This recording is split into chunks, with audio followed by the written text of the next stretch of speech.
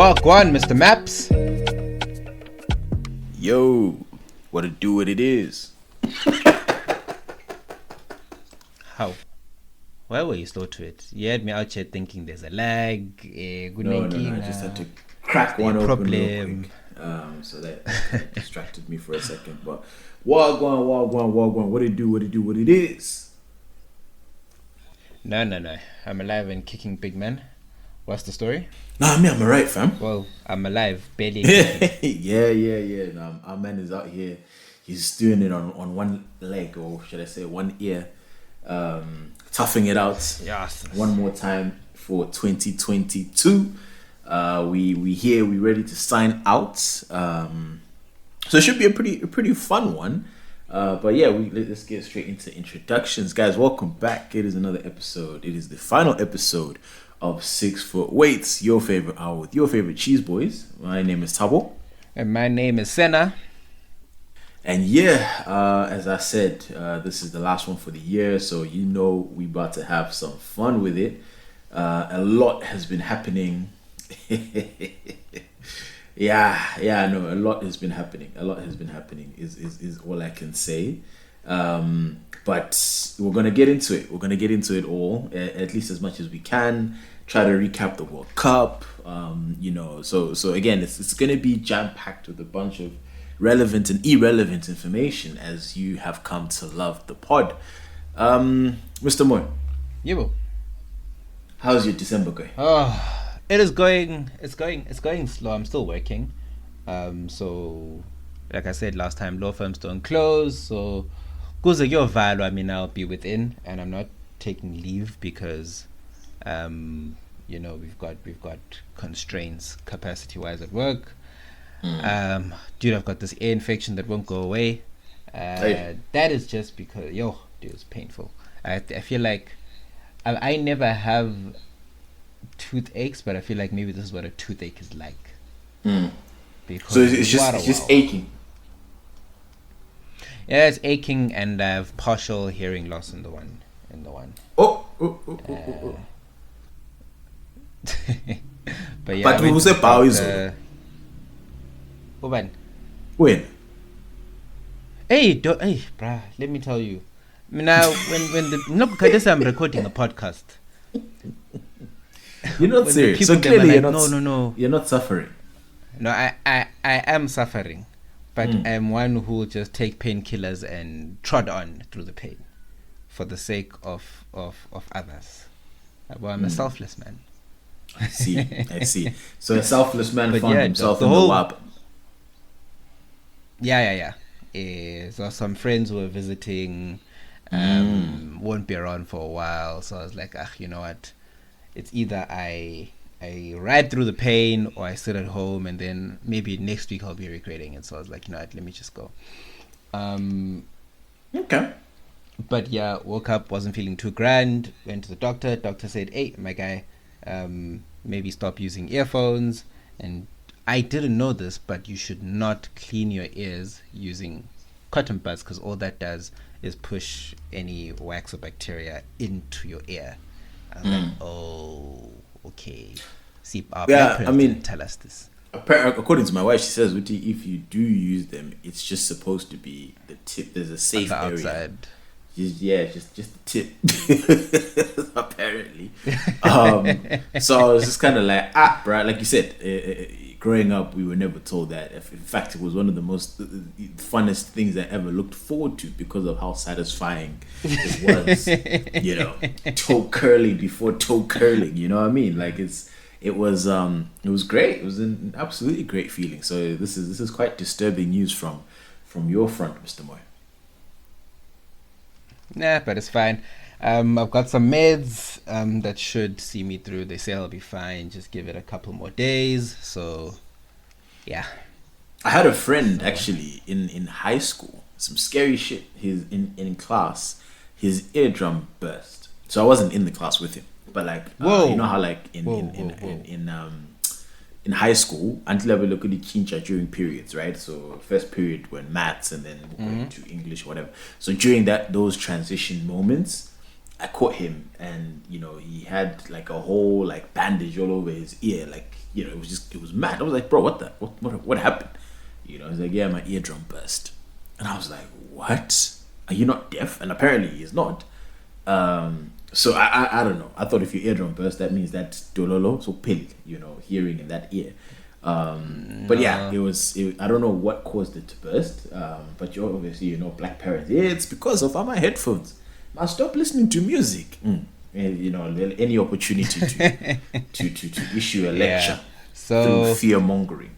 My doctor actually said it's because of the in-ear earphones. So the ones with the rubber tip that go right into your ear. So those have the effect of pushing any bacteria or wax into your ear. So what I need to do is get the on-ear ones. So like AirPods. AirPods are more on-ear than like in-ear. They wouldn't necessarily push wax in.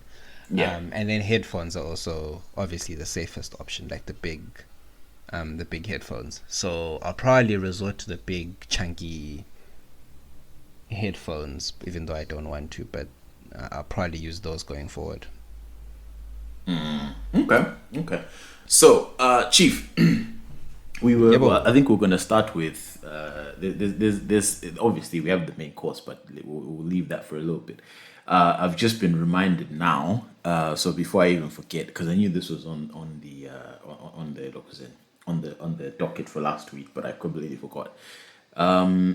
So this is a topic. Apparently, a listener's asked us to kind of delve into this, and it's interesting. At least in my opinion, I find it interesting. So the listener says that we should talk about effective strategies to get your man to take action.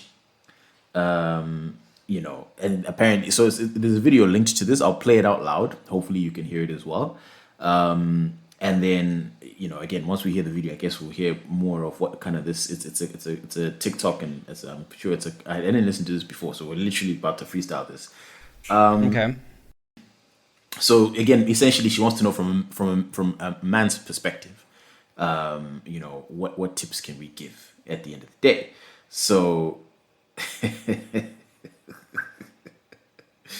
Interesting. All right, let's see how it goes. Okay. Well, first of all, I need to remove my AirPods. You couldn't even just say earphones or headphones. You had to say AirPods. No, my AirPods. I'm going to upgrade, actually. I want to upgrade to the third generation. I have the second generation ones. I looked up a review. The third generation look quite a lot better. So, Merry Christmas to me. All right, let's see. Let me play this. Let me know if you can't hear it.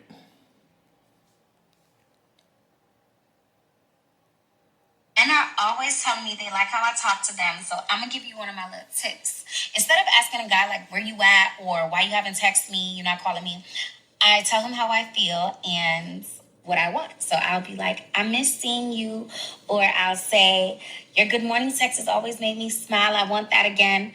I don't need to ask you nothing because I don't care why. I'm not your mom, right? I'm just letting you know what I want, and I'm going to see what you do with that information.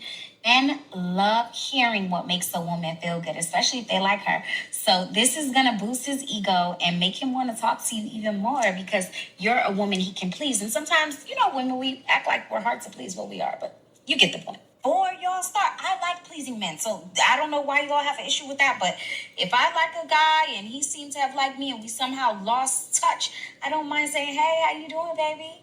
And let him know what feels good. Because he going to make me feel good in the long run, too. So, yeah.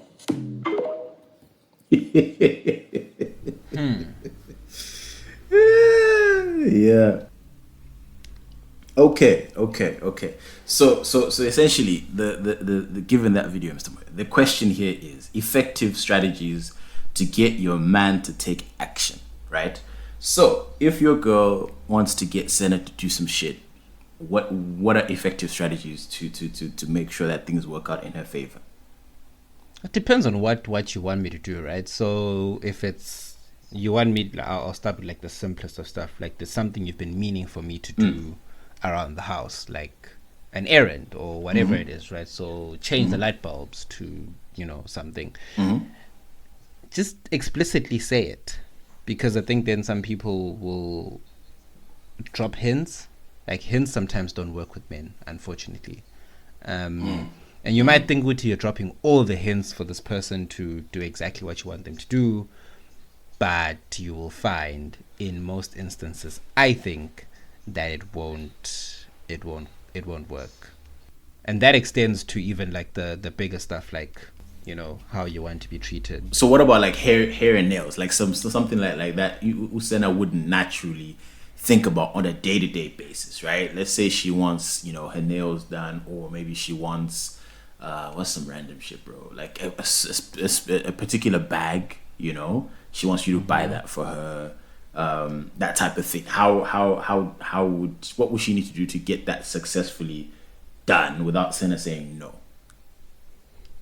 I think ask, dog.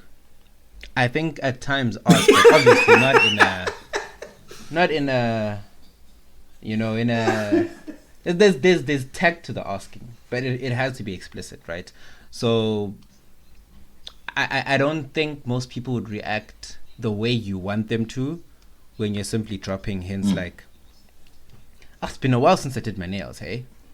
You know, some guys would just ignore you, like flat out pretend they didn't hear you. Or it's been a while since I did my hair, right? Like, ish. So manje people's always enjoy, you know, type of thing. But you can ask it nicely, like, hey, I've been thinking of doing my nails, you know, would you be keen to take me, or would you be keen to pay for them? Or, you know, something like not even in an entitled way, but in a nice, chilled, friendly way. And obviously you're asking this from like people that you're actually dating. I don't think you should overwhelm strangers that you literally just met with some of these requests. But obviously if someone you're dating, like, oh baby, been meaning to do my nails, do you wanna do them for me, or do you wanna pay for them, or whatever it is, I don't think it would be frowned upon to ask it in that way. And that's literally, and I don't think it's because guys are inconsiderate or they're not constantly thinking of putting you first. It's just because sometimes these things aren't even top of mind for some guys. You know, maybe, you know, you might be dating someone who's on it and he's on, you know, hey baby, you haven't done your nails in a while, I'm gonna go take you you know, to have a mani-pedi, whatever, right? For some people that may not come naturally, and you might just have to spell things out, you know, in a clear way. Yeah, I mean, I don't disagree with you. Actually, I agree with you fully that, you know, hey, just come out with it, you know, say what you want to say. But then the problem is, right? Sometimes we tend, some of our sisters listen to the podcast are dating, you know, Ndebele men, right? Where it's like, even if you say, hey, bruh, I'm looking crusty, you know, I need like, you know, I need you to buy me a new weave or whatever it is that they want. The Ndebele man will Ndebele man, meaning he'll be like, hi. I'm looking you aliens. I'm a buns. Nah, it'll never be that deep. But like, you know what I mean? Like, so some guys are just, hey, they're not about that life. So, I mean, I think honestly speaking, you know, head is the answer. That's it. Isn't that what Kendrick said? He said that on one of his songs. I'm pretty sure, maybe even a bunch of his songs. But I think we can start there. I think at the end of the day, if that's your guy, like, sometimes you need to play unfair. I honestly don't think it is fighting fair at the end of the day, because you couldn't. I don't think the opposite works, right? If you wanted your hand to do something for you, whatever it is, right? The guy equivalent or whatever. If you went and you gave a bomb ass head, I don't know if that's gonna translate to, here, babe, you know, go buy a Hennessy, or I don't know what it is that you'd want, right? So it is very, very unfair. But unfortunately, we're very basic creatures. So I think, yeah, listen, it's a low blow, but go for it, and it'll be very difficult for dudes to, you know, especially like almost like in the movies, you stop in the middle and be like, Chief, so what are you saying? I promise you, that guy will hand over his keys. They're like, because at that point, right? I'd say don't ask after. Because if you ask after, PNC is hit, right? So, like, I'm back to being sober minded. I'm no longer irrational, right? So, you want to take advantage of, we talked about this a few weeks ago, right? Where like, you make a bad decision in the moments leading up to BAPS, right? Where it's like, oh, you're getting all hot and bothered, the two of you, all that kind of shit is going on. And then, none of you have freakies on you and you're like, you know what? Let's just chance it or pull out, right? That's a very bad decision. So, assuming, y'all are not like married or planning to have kids or whatever, right? That's a very bad decision because anything can happen from there. But because the moment was hot and you as a dude, you were horny, you were like, I'm going to chance, let's see what happens. You take advantage of the same momentum. Where it's like, hey, you give this own sloppy toppy is going down, and in the middle you're like, hey, brother, what are you saying about that weave? I promise you, there is no way the owners refuse, because obviously you say no. As a guy, you're like, bruh, if I refuse, then essentially what's going on here is coming to an end, right? Coming to an abrupt end. And I'm not trying to have this come to an end. So best believe if it's something that's within my financial means, the weave, the nails, the whatever. So not obviously don't ask the nigga for a house, because what the fuck, right? But like if it's something that he's just being stingy, but he can afford it, right? This is the context that we're talking about, this whole thing. Then absolutely play dirty, sloppy top will get you everywhere, fam. That at least from the circles that I'm within, whenever that has happened, people always feel like they've been swindled. But again, if you ask them, would you do it again? They absolutely would. So it's all fun and games. That's my tip. It's all fun and games until post-nut clarity hits and the guy reverts back to type. And you're like, no, no, you don't revert. At that point, because there's your honor as a man, right? So I feel like once you've agreed, so most guys that I know, they will refrain from agreeing for the sake of agreeing, right? Because there's your word as a man at the end of the day, where you're like, you know what? I said I'm going to do this, so now I have to do this. So you would sooner do everything in your power to not be at a point where you actually said yes, than to just be like, yeah, sure. And then, afterwards the PNC hits and then you're like, yeah, actually, no. Like, I think there's a very small minority of guys who have that capability. Maybe. You're potentially right. But at the same time, I don't know. I think it's risky. I think that's risky. I'm not sure if it would work. Okay. On such guys. Maybe some guys would be like, actually, even in the middle of the thing, they'd be like, nah. Or this is a kuluma, or we'll talk, or let's see afterwards. Yeah, but then if he hits you with a let's talk afterwards, you'd be like, hey, that's it then. It's either we talk right now or we don't talk at all. You know what I mean? Like, guys, these are very. It's negotiation at the end of the day, right? And at that point, you will have the dude weak, right? That's the weakest point. And it's documented across society. We do very dumb things when we're horny. Like, it's just a fact, right? Like, just us, even compared to women, we just do stupid things, right? And we make stupid decisions. So it makes sense to take advantage of that. Obviously, not in a malicious way, right? But yeah, I would take advantage of that, knowing if I know that's your weakness, then hey, bruh. Like, for example, if I want my wife to agree to something, where she otherwise wouldn't agree, first I'm going to spoil her. You know what I mean? Like, it's going to be, okay, this actually, it coincides with, like, I just sent my wife on a what's this thing called, on a spa day today. So this, babe, if you're listening to this is absolutely nothing to do with what I'm saying. I was spoiling you because you deserve to be spoiled. But in general, right, what I would do is make sure that my wife feels good, right? Yeah, her nails, her hair, give her money to buy some clothes that she likes, all this like stuff where it's like, that's where her happiness is like peak, where I can do no wrong. Then you're like, right, actually, babe, so Senna's hosting a boys' night tomorrow. Then it's like, if you take that leverage, like, how you have a much, much higher likelihood of her being cool and be like, okay, fine, it is what it is. Go to Senna's place, right? Rather than just coming out raw and you guys are just chilling, or you hit up on text like, hey, Senna's having a boys' night tomorrow. I'm heading out at 2. You know what I mean? So it's just about strategy at the end of the day. So obviously, whatever your partner values. So if your man is a big gamer or whatever, then you buy him a new controller. You get him that game that he really wanted. God of War is out there for any people whose partners love God of War. Buy that shit. And it's like, in that moment of euphoria when he's calmed down, it's like, yeah, actually, babe, so Pela, this and that. Because of that like euphoric moment, like it's very hard to then look at that person who's just made you so happy and disappointed. I think that's just kind of the human psyche, but There's an episode of Modern Family where not sure if you remember Modern Family, but Claire was Phil Dunphy's wife. So Claire typically uptight, blah blah blah.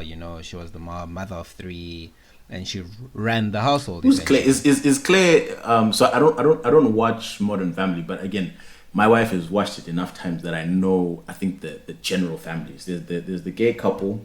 There's the the old guy who's married the Latina, and then there's the other sort of Desperate Housewives type of family, Lapa, with the guy with the black hair, and then I think the wife is blonde and they've got like 2, 3, 4 kids.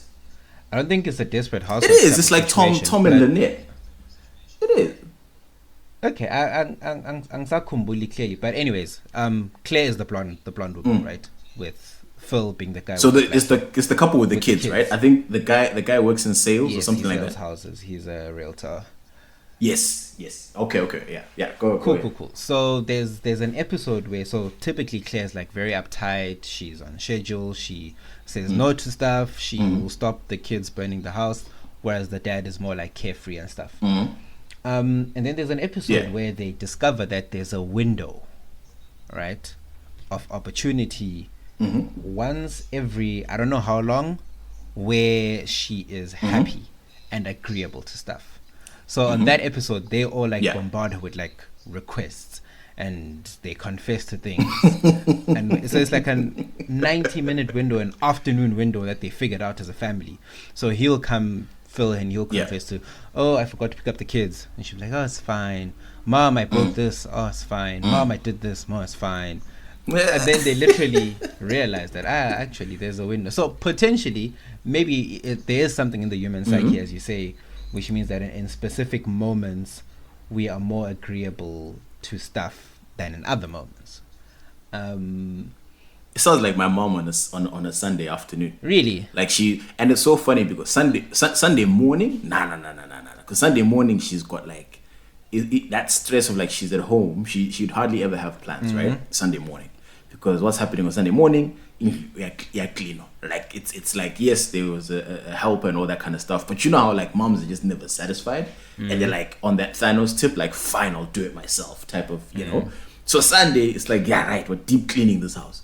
So you'd never ever go to my mom in that moment because like she's just very irritated for whatever reason.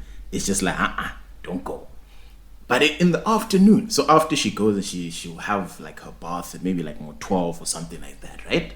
And then she's fresh, she's like, okay, let's have lunch and whatever. Even the lunches on Sunday tended to be nicer than the weekday lunches. It was just she was just in a different space mentally, where it's just if you wanted ice cream or something, she was open to it. It's just all these things. So you'd always shoot your shot with my mom on a Sunday afternoon. Any other time, you don't do it, because midweek she's stressed about work and she's stressed about us as kids. So it's just kind of like, nope, don't do that. It's just don't fuck up. Midweek is just don't fuck shit up. Don't have her complain at you. But Sunday afternoon, she was a completely different woman. So your Modern Family episode just reminded me of that, where I was just like, you had to time it.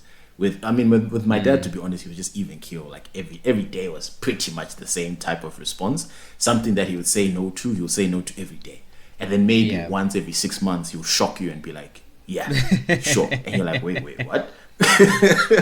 But he was much more consistent. With my mom, it was kind of like you really had to pick your spots, and also depending on the content and certain things that you needed to do is like, certain things you don't ask mom, like just don't bother with that, go to dad.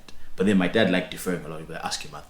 I'm like, bruh, why would you know what I mean? Like, so why must I always go to my mom and all this other stuff? Like, because then my mom has time to like talk about it and just be like, no, this is why I'm not allowing you to do this, because hey, my dad is like, he just got no time to talk. He's like, it's like for him, he was like Twitter. My dad behaved like Twitter. He has a certain amount of characters a day where it's like, finish the conversation in the shortest way possible. As quickly and ask as your you mother can. was the easiest way to finish the conversation, which still blows my mind to this day because he's still like that. But yeah, I think in terms of going back to the topic, my advice, ladies, try it out. Your life will change if you aren't doing it already. You have weapons of mass destruction in your field. Like you can't go wrong. Trust me, you can't go wrong. If you do go wrong, then will a problem. You all might need to reassess the relationship if you do go wrong. Because like I said, in the circles that I roll in, if it's the right person, because also because the thing is, you might you do this, you might learn Uti Kona, your nigga doesn't really like you like that. That can happen. Because you can't say if that's your girl, bro, if you're in love with this woman, right, and she pulls out the stops like that, and again, this is assuming that as gents we're kind of looking at we're kind of looking at what sex and whatever extracurriculars around that in the same kind of lens, right? If we all kind of like, okay, yeah, generally we like when these things happen to us. If you do that and I'm like, yeah, no, I'm not feeling it, that just means I'm not feeling you, fam. It's not the it. I'm happy for the it, right? Had it been Uzbani, but it's you. And if a nigga is on some, yeah, no, it's babe, let's go to the bedroom. Let me romance you. Then he's like, no, I'm cool. Then it's like, hey, that's a shot to the ego. Whereas if a woman did it, it's like it's not really a shot to the ego, because it's like she genuinely might just not be on some, like you think of that, and she's no, I'm not in the mood today. Like that can happen. I've seen that can happen with gents. I don't know, bro. Do we have an off switch? I don't think so. Maybe with some things, right? Maybe you also have moods. Maybe you don't know it. You need to allow it. On some days you feel. No. Even if I wasn't in the mood, bro, it's like I'm still not refusing. I'm like, any time is tea time, bro. Okay. I would caution the girlies ukuthi Tabo's advice may not work sometimes. Like, you must always throw in a disclaimer sometimes. You don't want these people to go saying, no, but Tabo from 6 Foot Weight said, this is a given. I don't understand why it's not working. Yeah. Okay, fair enough. But negative disclaimer. Disclaimer. Sometimes these things don't work. You can, what was the word you use? A sloppy toppy. You can bring this fire sloppy toppy. And man, them will still say no. Listen.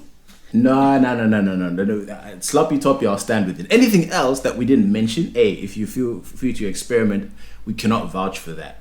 But I can vouch for the sloppy toppy. Like, it's just like that should be, yeah, it's okay. There, you get what you need. If not, I don't know. I don't know. Reassess the relationship. Now I'm kidding, guys. I'm just then people's boyfriends start DMing us on some, hey bro, what the fuck were you telling me? Yay. That was so good tense. It will be tricky. But That was so good tricky. You must write a book. So yeah, time, but I'm too lazy. Although they do have people who I don't think were there yet in terms of like fame and clout, where someone would want to voluntarily write a book for us. I feel like we would manually need to do this. But a certain someone is discovering tweets from today. Actually, it's not even from today. It's an issue from yesterday, right? And man, it's a tricky one because now, Sen, I think we need to be a little bit more serious. We played around in the first. We're topic, playing right? around, but now, yeah, now we need to add a little bit of seriousness because anyone who knows us knows we ride and die for our culture, for our people. And as Amandevele, whenever someone tries to lump us together, especially in a negative, if it's positive, which I know, if you want to find love, get in Devele guy, absolutely yes, lump us all together. But in a negative sense, where our Shona brethren we're like, yo, today is the Devele boy is getting roasted. I was like, whoa, what's going on? Like it was, and that in itself was so funny. I don't know why Shona made her under pressure like this, prep, because I think I'm doing social media wrong, or at least Twitter wrong, because there were some dudes who were like, at least today is not us, and for you to be at that point, like, y'all niggas must be wilding on a daily basis. But anyway, so long story short, I think I'll start with the disclaimer. So this individual that we're about to talk about, this might ruin it, but anyway, it is what it is, alleges that this was all made up. Like the thread that most people who listen to the pod have heard, it's made up. Like it's like, hey, bruh, this is quote unquote social experiment. I was just fucking around. Me and my wife were actually cool. We're good, right? This is just me entertaining the people. So I'm treating it that way. I'm gonna take that person at their word, right? Because again, even if you look at the situation, right? Mm-hmm. Every couple of minutes, I'd sit back and I'm like, nah, there's no way this guy is being legit, right? And then also I looked at some of his replies to certain people's tweets, and I'm like, nah, this guy is he obviously he knows something that we don't, and either it's not your story, either you're making this up for fun, or like this. I knew there was like some key information that we're missing, and I guess the key information was just it's pretty much that's not the case in terms of everything that he wrote. But said guy put out a thread on Twitter, and he basically, and we're not going to read it because it's long, but long story short, he talked about how his relationship with his now, I guess, wife has had a lot of ups and downs. I don't know how else to describe it, but yeah. So he talked, but then there were some highlights, right, in terms of what he said that caught a lot of people's attention, including mine, where he had said that his wife was an aspiring surgeon, and he wanted to start a family, and essentially admitted to the fact that he got her pregnant without her consent-ish type of thing, where he quote unquote, he said he trapped her, right? And obviously we know the colloquial meaning when someone says, hey, I trapped this guy or I trapped this girl, whatever.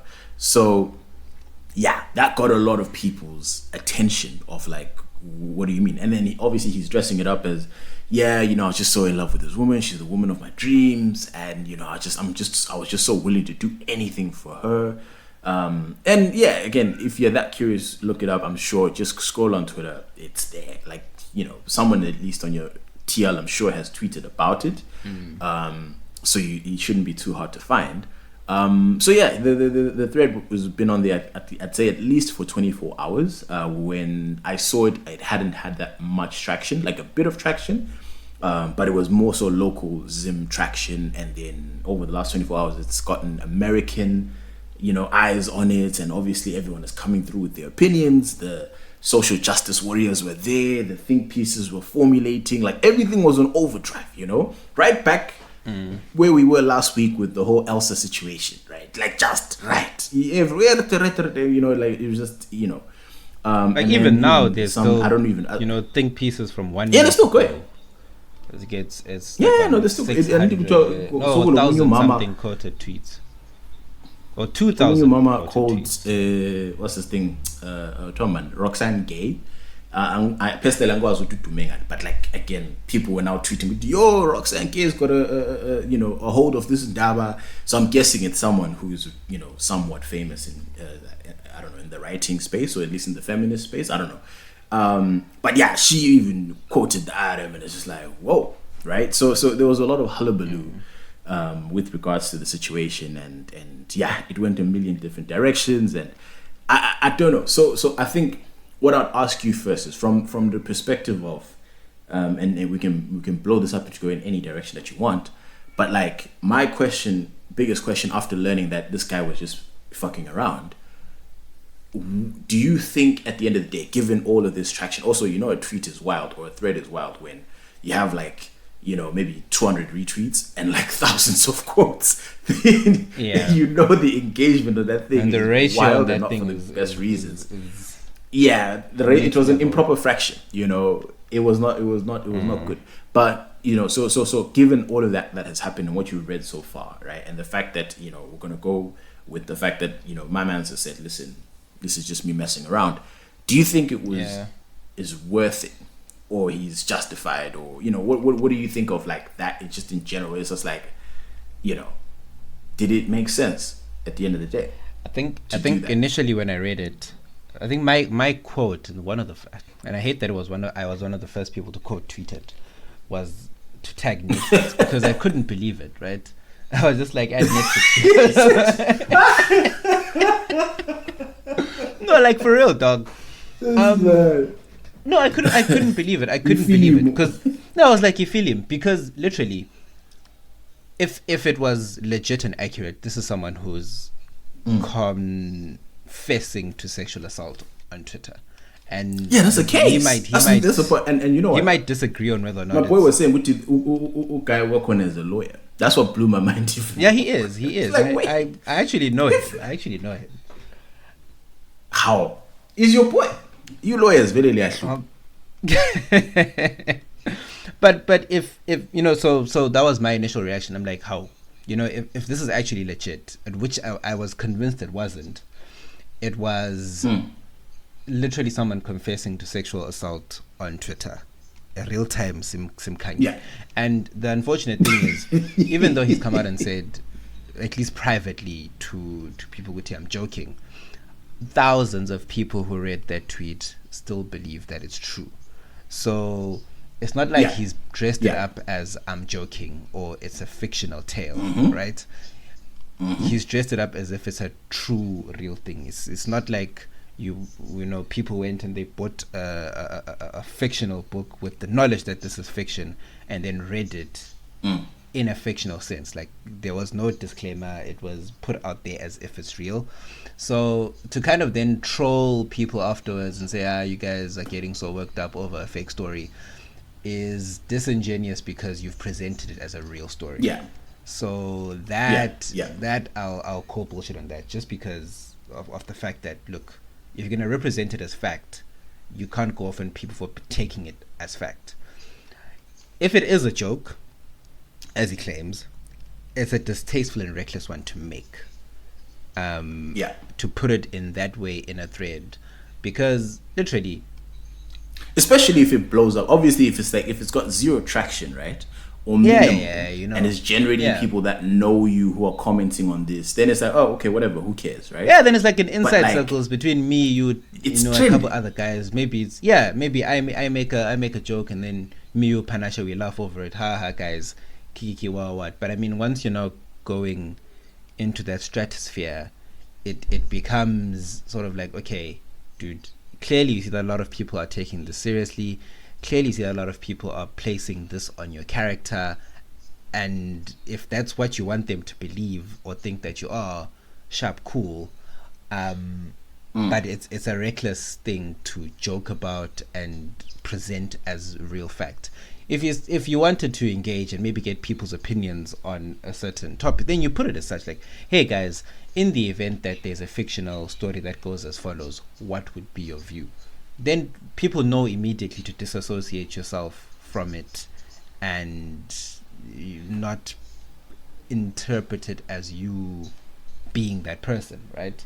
And there's an element which seems to, I don't know how to put it, but it kind of comes across as if the intention was to stir outrage in black women, or in women in particular, feminists on Twitter, right? Just to stoke those coals of rage and fury, so that people can get upset, and then you can turn around and say, aha, you guys just like jumping the gun, I was joking. No, maybe they were jumping the gun, but they didn't know you were joking, or literally, if you're gonna put a story like that, people will always empathize with someone that they deem a victim. If I put a story about how I used to beat up my little brother or whatever, and then I put it on Twitter, and I don't regret it. It was just the way I wanted to live my life at the time. It was necessary. People are gonna be like, "How, but Senna, what the fuck? What's your issue?" Yeah. I can't then turn around and say, ha ha ha, you guys are silly, you like to get outraged. If I presented it as fact. I mean, there's moments in Twitter where you could have those, like, guys, you guys are doing too much, right? So, like, I think one thing that I'll always reference is that time, right? I'll never forget that time when that snippet of what we said just circulated. People that hurt you, didn't it? No, honestly, it didn't. It's not even as a hurt me thing, but it's one of those things that will always periodically pop into my mind, and I'll just chuckle, and I'm like, ha! It's so easy to be Twitter star of the day. Like, you don't need much. In this case, this dude provided a lot, right, to trigger it's like at least 10 different triggers. He was like, listen, I'm an equal opportunist. Everyone can get some of this. You can be mad about this one. You can be mad about this and this. So the career women were pissed. The women who do not feeling wanting to be a mom were pissed.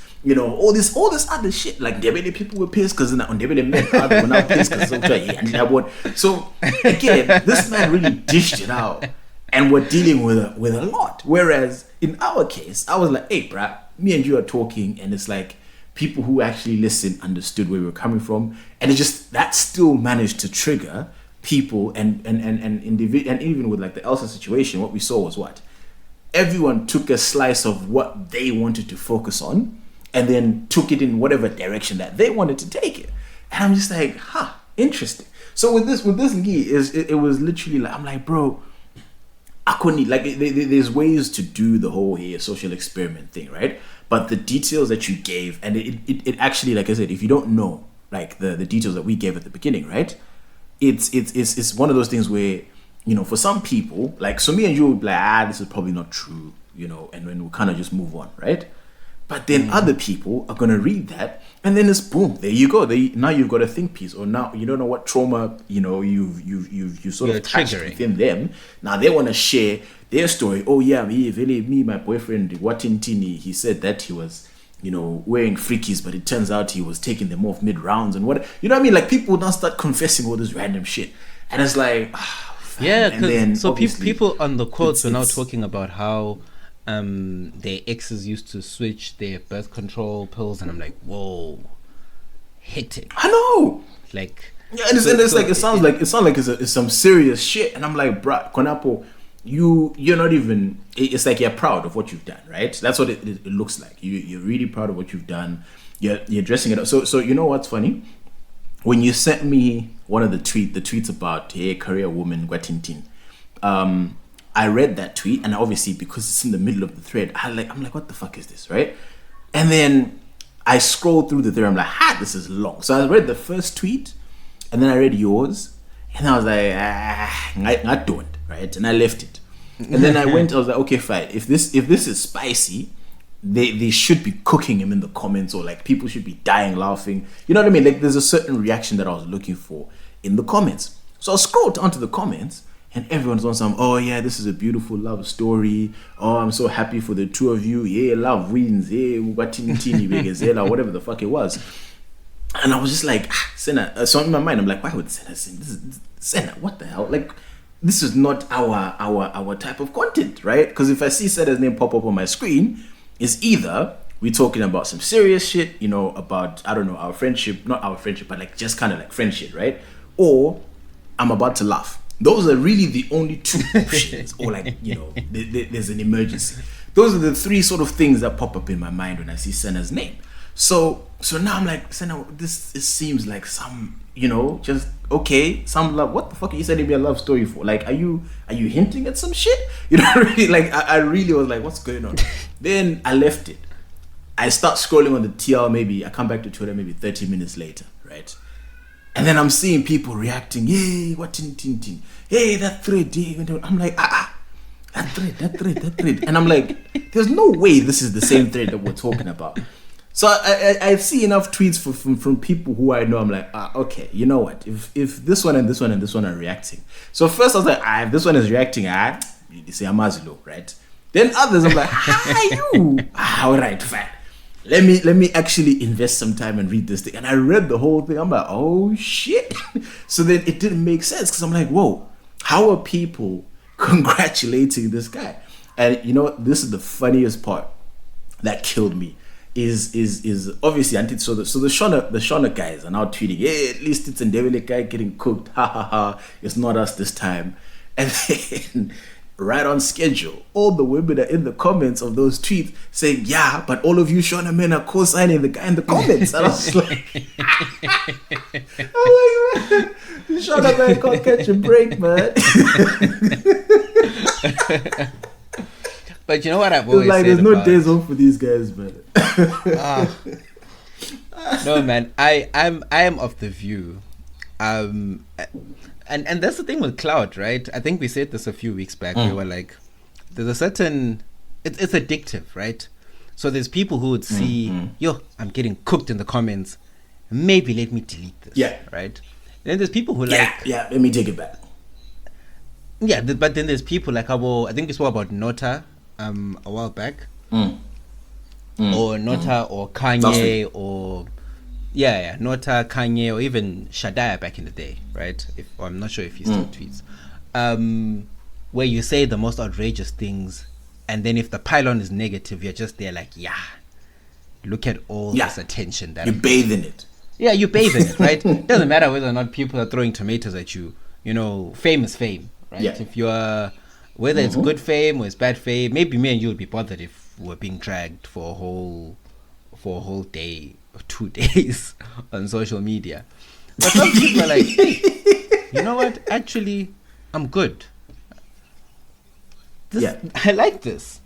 Because if he says it was just a social experiment, what's the experiment, right? Because experiments come with and I'd love to challenge him to explain what the experiment was, what was the end objective, what were the results that were needed to be obtained to achieve the purpose. Because that's how experiments go, right? Like what was he trying to see? What was he trying to type establish? such a long thread, bruh? You know what I mean? Like the effort that he put into putting that whole thing together. I think I'd employ him if he ever. I'm not sure if he actually listens to the pod, but if he does listen to the pod, my brother, I think just explain the thought process, because that will be something, unfortunately, that will stick to his character. I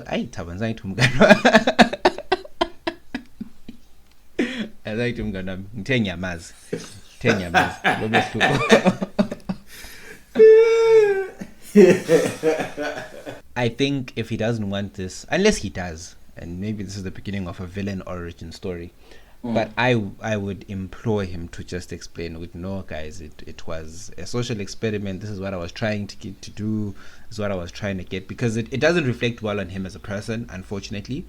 And even after he says it was an experiment, because it's reached far and wide, those people aren't going to come back and listen to his explanation. They've gotten whatever they thought off their chest. They've boxed him into a certain category of people who are sexual offenders, and they're like, right, misogynist, blah blah blah blah blah blah, etc. I just checked the DM now. Nat sent us a series of some hilarious tweets from today's going-ons, because the conversation has taken a bit of a left turn, talking about angry, individuals. But that was also another part too, where I was like, guys, this is so unnecessary. But yeah, hey, like at the end of the day, I think it's all indicative of all the same thing, which is like, this guy has created sort of a storm, and it's like, you can sit back and be like, haha, look at what I've done, right? But then I was talking about this with the homies, where I'm like, listen, at the end of the day, right? I'm assuming the guy works in Zim, yeah. So if you're working in Zim, like there's really not much that can happen to you in terms of in this type of situation where there's so much social outrage, right? Social media outrage. No one is going to hit up your employer in Zim, and even if they did, your employer is 90% likely to do nothing, right? So Zim is one of those rare cases where it's like, no one. I've never really heard of anyone getting terminated in Zim or getting in trouble with the employer for something like this, especially if it's completely made up, right? But then the thing is, that's sort of the short term view. Long term, if this individual ends up leaving Zim, right? You work in SA, you work in the UK or these other countries, they will look you up on socials, right? And if something like this, which would be pretty easy to find given the traction at the end of the day and all of the replies that you've put to it, if someone goes to that and then, they print it out and they're like, hey, Baba, how far la? And then obviously if you're a lawyer, I'm assuming you'd want to work for a law firm. Doesn't it now come into that whole, if you say, no, I just made it up and all that kind of shit, aren't you lawyers, famous for, taking ethics courses, land, or was that just suits? But I'm sure there is like a whole ethical code where it's like, okay, you must strive to do XXX, type of thing. And if now someone is showing you that, then or someone might look at that and be like, you know what, this is kind of, it's a bit of a deeper situation where I don't want my company to, because if you were to piss off someone else, right, now that you are in a new situation, life is good, Senna's now in the UK, so Nandi, then Senna pisses off someone in the social media streets, then now we know Uti Senna's working for, XXX huge law firm. I'm going to now DM the law firm like, bro, do Senna's moving like this on social media, right? And then in that point, like you've given people power to ruin your career. And the thing is, like, you underestimate how bitter some people can be, where it's like, yeah, sharp, it's okay, there's nothing we can do to you now, right? But best believe someone has this endeavor saved in drafts and they're gonna wait for the day where they can weaponize the permanent. Like this thing is not gonna go away. And it's like, at least if it didn't have any traction, it's cool, it'll probably go away. But like there's people who are gonna be waiting for you, and when the day comes, I'm telling you, bro, like, people are gonna be dancing on your grave. And no one is gonna feel bad about it at the end of the day. So that's why I'm like, I don't know. In terms of the long view, I don't know if it's worth it. It would have been worth it to do all of this as a quote unquote social experiment. It's like, yes, you're laughing about it, but I agree with you.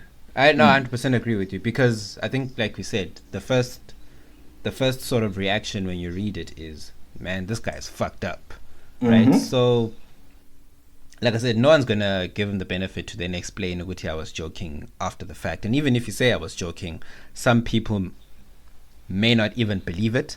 Yeah. So then if you do... some people have taken this one to the bank.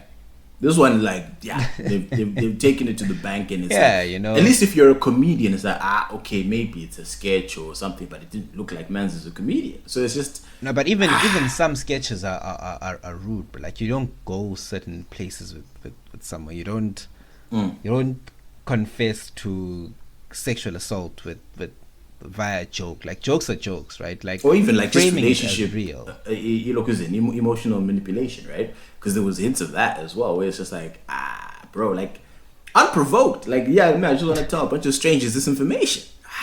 Guys, especially if it's not true. So then if it's not true, you are literally risking getting cancelled and cancelling yourself from opportunities for what? Likes and retweets, bro.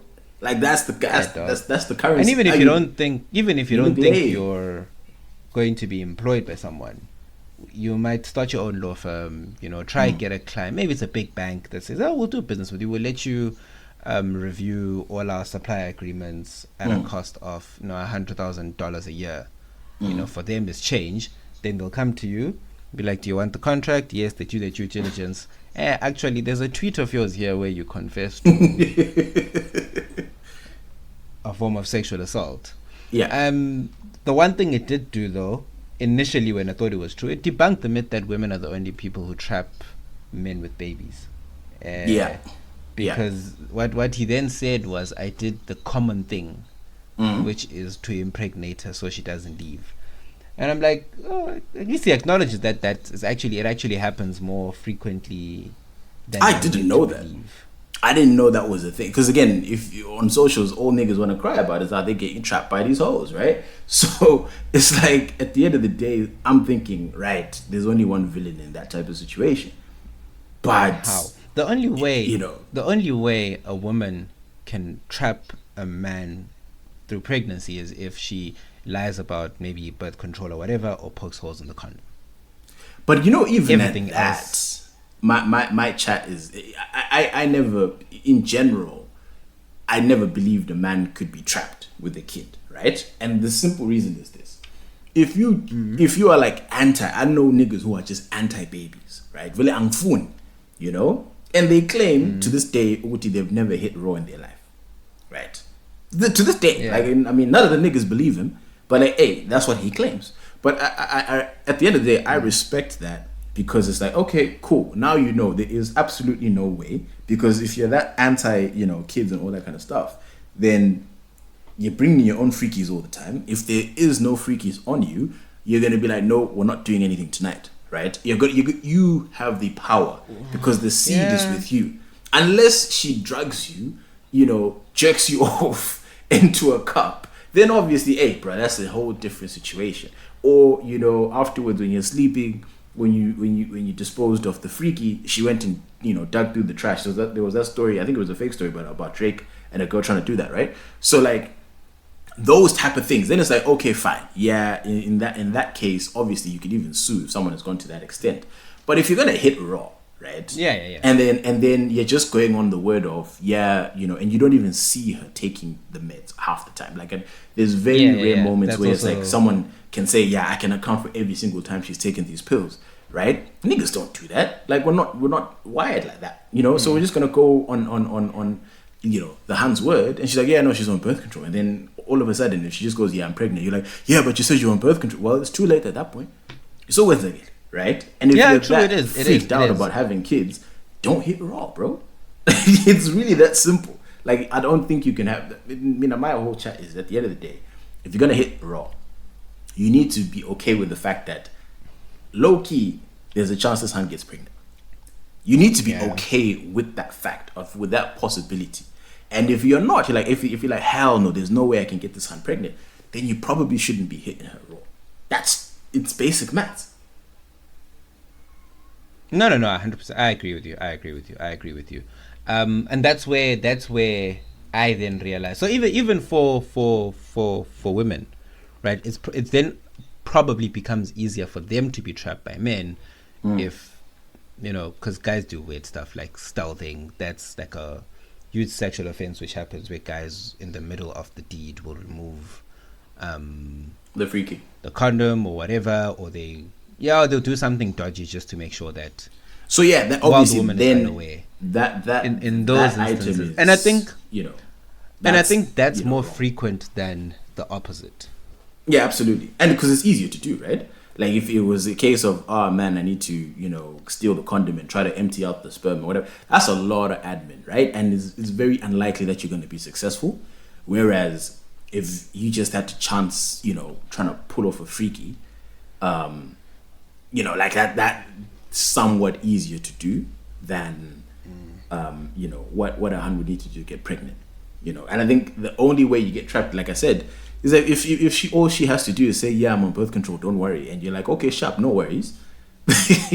Then it's like, bruh, can I really blame her that much if that's all it took for you to be like, okay, sharp? Then it's like, at that point, it's like, nah, chief, I have to victim blame at that point and look at the dude and be like, I have to victim blame. at that point I have to kind of victim blame, like, no, bro, because obviously at that point dudes are now sober minded, and so they've got nothing good to say about the hand, and it's like, hey, feeling this is fucked up, and I'm like, but chief, was this your energy? Were you this, you know, meticulous about the process when she was telling you Uti she's on birth control? Do you, obviously there's no real proof, right? But then you just trusted her. So at the end of the day, it's like, yeah, you just were with an untrustworthy individual, and you have a kid on the way. That's just the situation.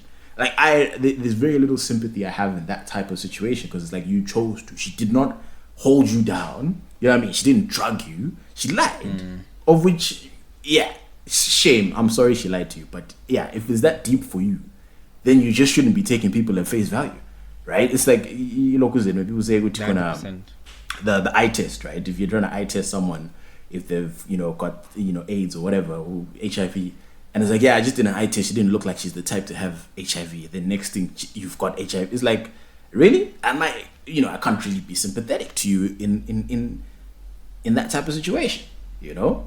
Or if you're, no, bruh, she just told me she's clean, you know? And then it's like, okay. You can't.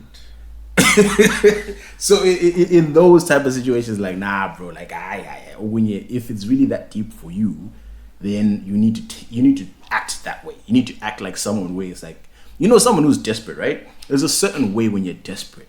There's a certain way you act. And then when you're relaxed about something, again, there's a certain way that you act, right? And then you can't say with your mouth, I was desperate, but your actions are like, nah, this nigga was chilled about it.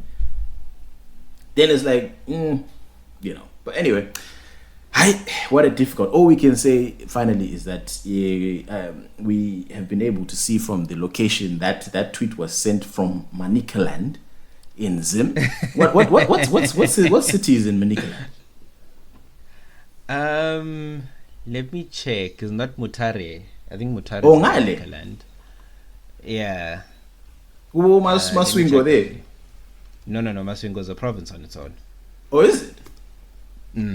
So Las Manicaland, Vegas. I think the biggest, so Manicaland is close to Akabo, Mozambique, that side, and I think that's where Mutare is. Mutare is the only place I know there, but I know that's where Zim borders Mozambique. Yes, I'm seeing it here. Manicaland. Yeah, so this is somewhere there. Nyanga. This is what it's looking like now. All right, fair enough. Anyway, my point is that's where the tweet came from. Devele Gents and Shona Gents playing hot potato. No, because we ain't claiming this. Nah. We ain't claiming it. Because and also this is where I expect Ndebele women to be forthcoming and honest, right? And if you're gonna go around saying, wait, what is the word? Before I even go and finish that sentence, do they say with Tina we don't want kids or we run away from kids? I've never heard of it. No. What? I haven't. No. Niggas are always talking shit about. I haven't heard that one, Maps. Yes. Actually, yes. It's Ndebele men want to get you pregnant, but they don't want to marry you. That's the word on the street. But this owner has admitted that he wanted to what? To marry said Han. He wanted to be with her and build a family and all that. That don't sound Ndebele to me. So you should be out there saying, there's no way this is a Ndebele man, despite the name. We're not claiming him because he doesn't fit your alleged model that you have on Ndebele dudes out there. But nah, fam, you can't be tweeting like this. And I don't know. Do you know who kills me? This is very normal for Xhosa guys, right? Xhosa guys are all about, like, I'll meet a Xhosa guy in the gym today and be like, get in, and I'm like, bruv, I've got none, I've got zero. Like, what do you mean? So they're all about, let the swimmer swim. Spreading the seed. Yeah, sowing the 20 wild oats. I don't know what it is. Yeah, sowing your oats all over the world. So they're very big on that, like in certain demographics. Yeah, no, with tense, it's all I can say is, at the end of the day, it's gonna be interesting to see how this whole thing unravels. But yeah, y'all keep tweeting, man. You guys are entertaining me, and I think what I would caution to people that are easily triggered, if it is at all possible, don't like. It's kind of, there's people who go out looking to take advantage of people who we know will react a certain way, right? Like I think if you're that type of individual, then I would probably even say stay away from that, because it's not a genuine kind of thing, right? If someone is trying to ridicule you, and giving them that satisfaction at the end of the day, I would say, like, if it is at all possible to avoid, I don't know if it's the best use of your time to kind of go back and give them what they want, because you're not what the genuineness that you're showing, right, in terms of trying to address something is not going to be reciprocated, and that's not someone who's trying to listen. And what we always talk about on the pod is that there are people who want to talk and address certain things and actually have a conversation that will foster positive change. But if that individual is not even doing it from that point of view, if it's like a poke, then it's like, don't reward that with exactly what they're looking for. That's, I guess, the best way to put it. But anyway, Mr. Moy, let's move on. Oh yeah, quick question before we even jump into the. Actually, let's take a bit of a pause. What did you think of the World Cup final? It was epic. It was epic. That was the greatest. So World Cup finals, I've watched them since 2002. They're usually very 2002. That was not the Brazil one, yeah. Yeah, Brazil Germany, and then I watched Brazil Germany. I think it was 2-0. Then Italy France was penalties, no, 1-1 went to penalties. 1-1 went to penalties. Then 2010 went to extra time. It was 1-0 with the goal in extra time. And then literally 2014, who won it? Germany won it with 1-0, goal in extra time. It was a very tight game. And then Croatia France was just one-sided. There was nothing in it. Once, it was just like France won that very easily. So they've never been like proper contests with like a lot of goals and drama. That was epic. Like literally the way it went from you think it's over and it's not over, you think it's done, it's not done. Now I think it really woke up in the 80th minute, because I think between the kickoff and the 75th minute, it was pretty dead, right? Or rather, it was one side. It was very impressive on one side, which was the Argentina side. So on that side of the ball, it was like, damn, these niggas are cooking, right? And it was, you're wondering on the front side, like, where's all the energy? I mean, there was a report that there was a bug going around the French camp, and you could kind of see it, the way they were moving so lethargic, and they just weren't at it compared to other games in the World Cup that they had played. So I did believe Uguti that was definitely something that played a factor. But then as soon as Deschamps went to his bench, started making subs, and when you see people getting subbed in the 40th minute before halftime, Uguti, the seat is hot.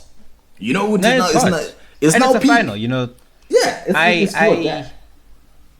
And it's a final. I legit believe, for the most part, that it's one game, right? It's not like there's another league game next week where you can fix the mistakes of today. Yeah. Like once you're finished, you're finished, right? So gwenzakele. But it was amazing when they got the penalty. So Argentina, if you've watched them, right, they've gone 2-0 up. They went 2-0 up in 3 games. The first was against Australia. They went 2-0, and then they end up winning 2-1. But it was like tricky towards the end. Yeah. And then they went 2-0 up against the Netherlands. Then they conceded last minute 2-2 penalties. Same thing, I remember against France. 2-0 up. It looks like it's going to be chilled. It's going to be easy. Boom. But it was end to end. It was one of those things where, for me, once the Mbappe scored the penalty, right? It was like, oh, okay, this can get interesting for the last 10 minutes. And then 1 minute later, he scores a volley. And I was like, oh, shit. So now, obviously, Argentina has been hit with 2 haymakers, right? Because one goal already, a 2-goal lead is very misleading, because as soon as the opposition score 1, the game changes. The game changes big time. It's not even like, oh yeah, we're still a goal up. It's like, oh shit, we're only a goal up.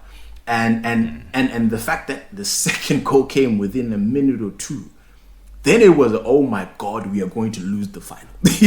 Like all of a sudden the joy is gone, the cockiness is gone. And you know what? I was laughing because what happened? It was so in extra time.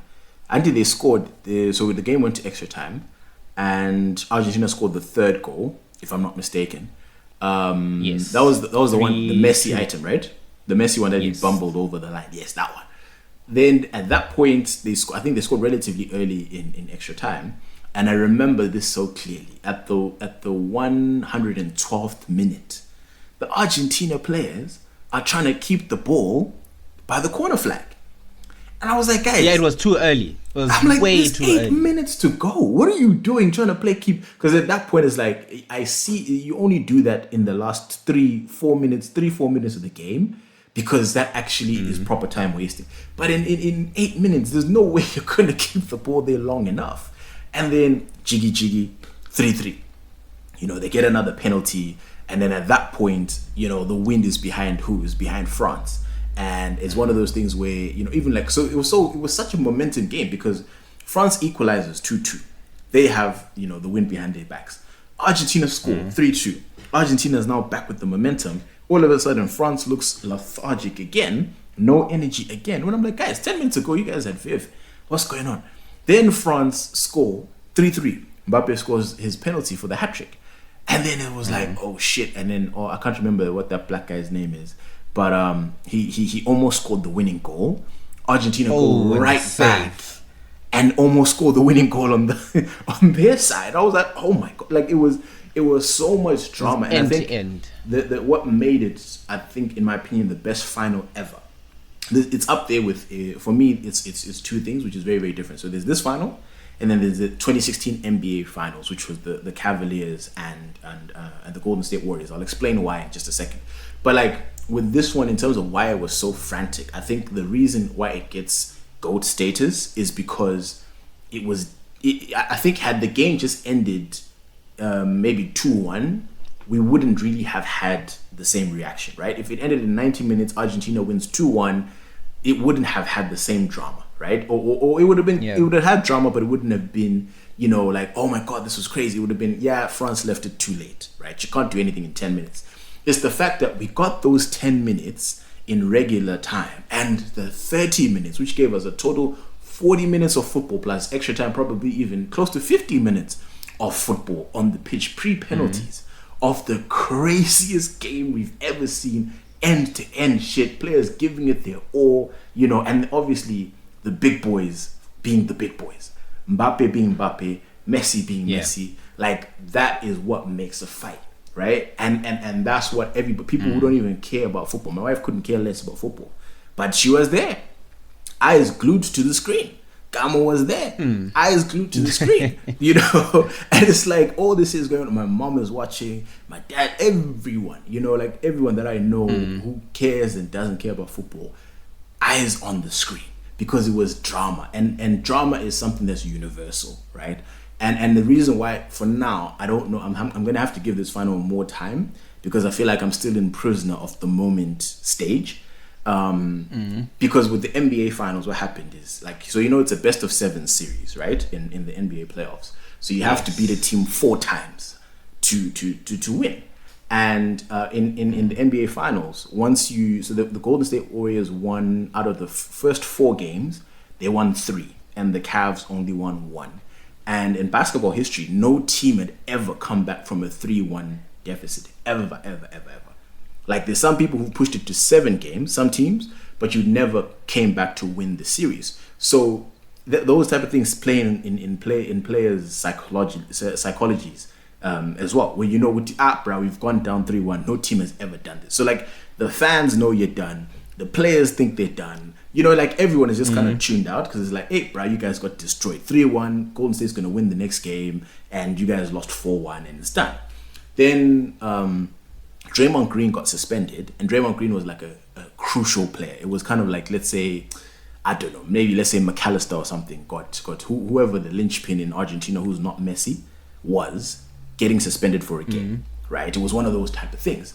And it was now like, so they had to play the whole of game 5, I believe, without Draymond Green. He was suspended for 1 game for kicking someone in the nuts. Again, that's a completely different thing. But yeah, so the Cavs win game 5, and people are like, no, they just didn't want to be embarrassed on their home floor. Guess what? Game 6, Game 6 is when Golden State gets Draymond Green back and they're going to win, and we forget all about the NBA Finals. So wins again. They lose Game 6. And it's like, And then the thing is, now when you lose Game 6, there's only one game left, which is Game 7. And Game 7, it doesn't matter what happened in the other 6 games, because that becomes the World Cup final, in the sense that whoever wins Game 7 takes the whole thing. So wins again. It's 50-50. Auxela and Daba, it's 3-3. Game 7, winner takes all. And it was one of those games which was the tiebreaker. Exactly. It was one of those games where it was back and forth, bro. Like the Golden State would go up 10, and then the Cavs close the lead, and then they go up 5, and the Cavs take the lead, and it was just kind of like just back and forth, and like the whole time I remember, for Game 7, I was now back home for the summer holidays in Zim. The other games I'd been watching them when I was in the States. Game 7, I'm now in Zim. I woke up at 3 in the morning. Ukotola, bro, because it was like chewing in the mees. And I'm there with my blanket at 3 in the morning, and I'm watching the NBA Finals, and I'm supporting the Warriors. And it was peak, bro. Like, it was one of those things. So eventually, the Cavs won. I was upset because I'm like, fuck, LeBron's won. Whatever. Anyway. But, like, to me, as a basketball fan, it doesn't get any better than that in terms of, like, it became 3-3. We go to Game 7, and Game 7 was for everything, and the teams gave literally everything. Like, you could see everything left on the floor, bro. Like, it was just, so it felt like that to me with this final, where I was just like, frantic. It was, and I was end to end, bro. Like, because obviously when a team is winning, what was this? Who won handily in the semifinals? Was it France?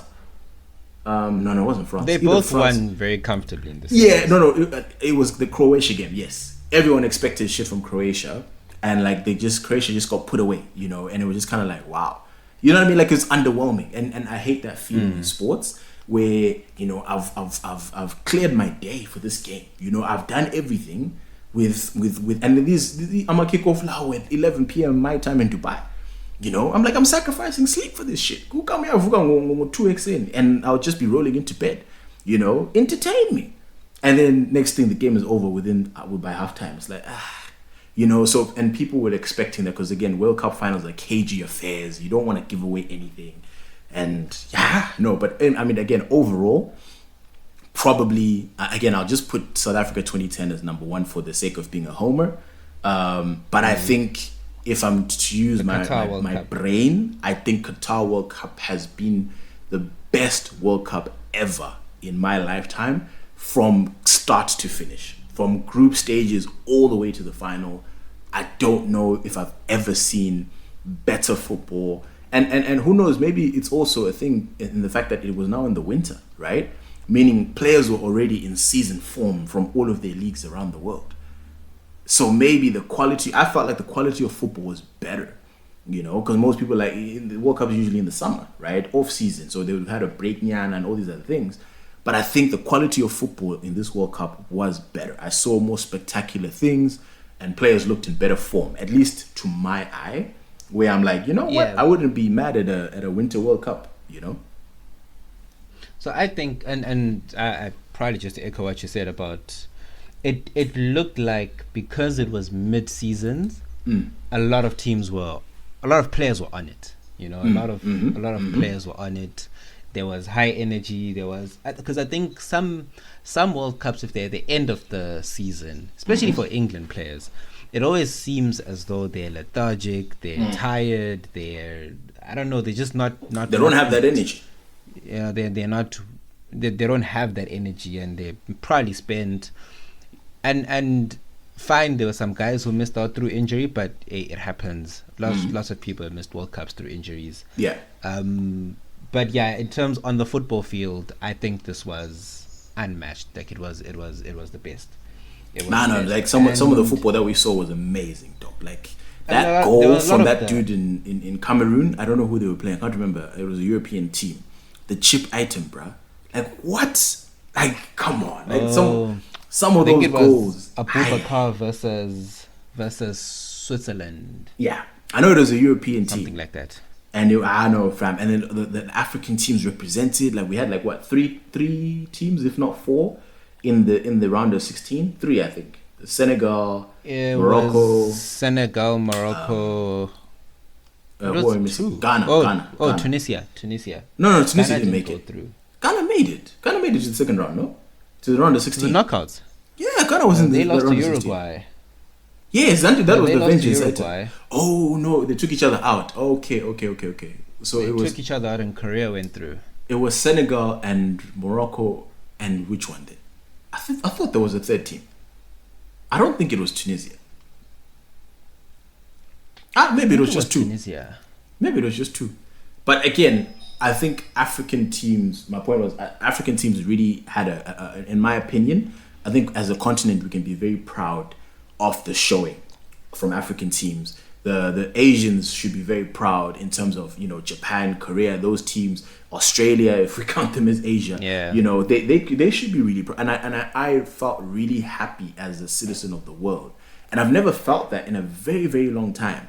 To just know like we're all coming together as one. It's not just about the Englands or the Germanys. Germany getting booted out. Belgium getting booted out. Like all these teams where it's like, yeah, these are the guys who dominate, but like teams, and players that people have never heard of coming onto the international stage and representing for their countries, especially after all of that negativity the West tried to put on the World Cup before it started. I was so happy. I was so happy that it looked very, very beautiful. It looked great, and people who were actually in Qatar telling me, good to know, bruh. It's a good time. People are coming together, and that's what the World Cup is. That was the idea of the World Cup. And my heart was full. Seeing all that happen. There's a movement, I think, from the Western countries to try and keep the World Cup their own in a way. So obviously they have the biggest slots, they have the most number of teams in. So the moment you start saying things like, let's make, because at the moment it's 32 team. Yeah. So there's arguments to make it a 48 team World Cup. So I think it's been approved. Two more African countries, maybe. I don't know. I know Wenger's the one who was pushing it hard there by FIFA. And I think African, like if you had Cote d'Ivoire and Nigeria in it, like that's two very decent teams coming through. I think they do well. And then in Europe, I know Italy didn't make it, but you add Italy and someone else. Yeah. You have a better competition. I mean, it comes around every 4 years. 48 teams, you make it work. You make it happen. No, but you know what? I don't know if I want the 48 teams just because, like, some of the jeopardy of what made this one special was because two teams were leaving and you only had 3 games. If you lost one, the next 2 were must-win games to guarantee your safety. And if you lost one, I think you still have that. I don't know, man. If it's a 5-team item, I don't know if it's going to be. So I think you'd have that. No. So what you do is, so at the moment it's 32, right? So you just literally add 4 more groups, and then instead of a last 16, you have a last. 4 more groups of 4 teams. Okay. So you still maintain the same 3-match group stage. Yeah. And then what you have is just another knockout round. So I think that would actually be interesting. Becomes a last. An extra knockout round would be interesting. Before we get to the last 16. But I was great. So it was peak enjoyment in the beginning, bruh. Football from 2. It was 2 in the afternoon until the last game at 11, bro. Like what? Yeah, like that was nice. So for me, I think it would start at. It started at 12. Yeah. Yeah, 12 my time. I'll have a game from 12 to 2, and then another one would start at was it 3? For me, it was 2 p.m., 5 p.m. So 3 for you, yep, and then 7 p.m. And then 9. And then the final kickoff was at 11, which is 9 for you. So yeah, it was great. It was fantastic. But Mbappe is gonna be, it's like that guy's gonna be chaos. What a star. And now I think he'll be the best player in the world. You compare that. I saw someone saying the British media were making so many excuses as to why Harry Kane missed his second penalty. And you look at someone like Mbappe at 23 years old, scored 4 straight penalties. Was it 4 or 3? 3 goals. 2, so 3 pens. 3 straight pens against the same Locuzin. 2 in the game and one in the shootout. And he scored all of them. with no hey what in nothing, and he was the first to step up. Of which I hope Neymar was watching that nonsense that he did. Trying to wait for glory, and glory never came. Yeah, because you want to be the one to celebrate and run off. Exactly. And the funny thing is, I could believe him because I think a lot of his defenders said no, the last penalty is the high pressure penalty. But here's the thing, at least take a penalty. Like, yeah, because technically that was the last one. Was it Marquinhos? Right? That was the last Brazil penalty. Because if you miss that, it's game over. So that really is the last one. If I saw that, I'd be like, no, Chief, you take the next one. Marquinhos was number what? He was number 4. Marquinhos was number 3 or 4. He was number 4. But you can't change the order because I think Abantu. No, you can. I think you can.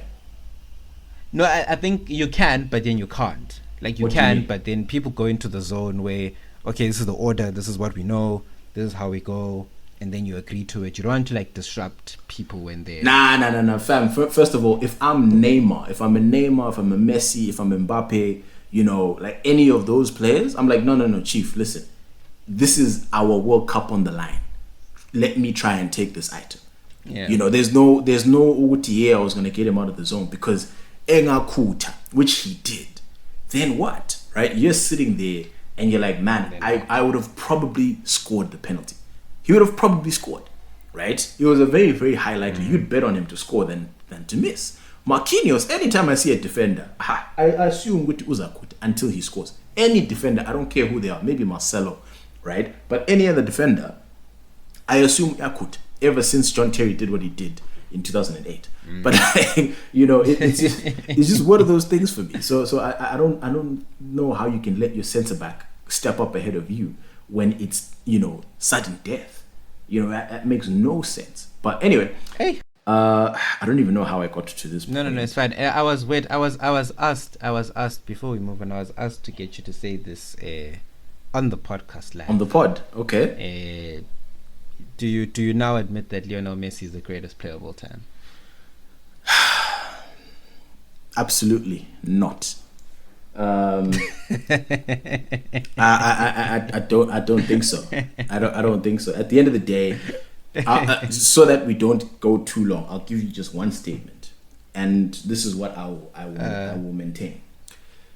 The reason why I won't give Messi GOAT status is because consistently throughout his career, let's take this year in Argentina out of it for now, he has been, he's an absolutely excellent player. Let me start there, right? Before people start, you're hating.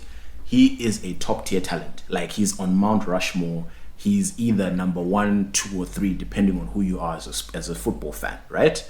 So that's already extreme praise. But for me, the way that I'm looking at it is the Barcelona teams were historically great teams, right? He's the cherry on top of excellence, right? But if you take Messi out of it, those were amazing teams, right? With Xavi, Iniesta, the way that they played, the tiki-taka, like their press, Barcelona was a machine, right? So you put such a talent, a generational talent like Messi on that team, you damn right you win 10 La Liga titles, right?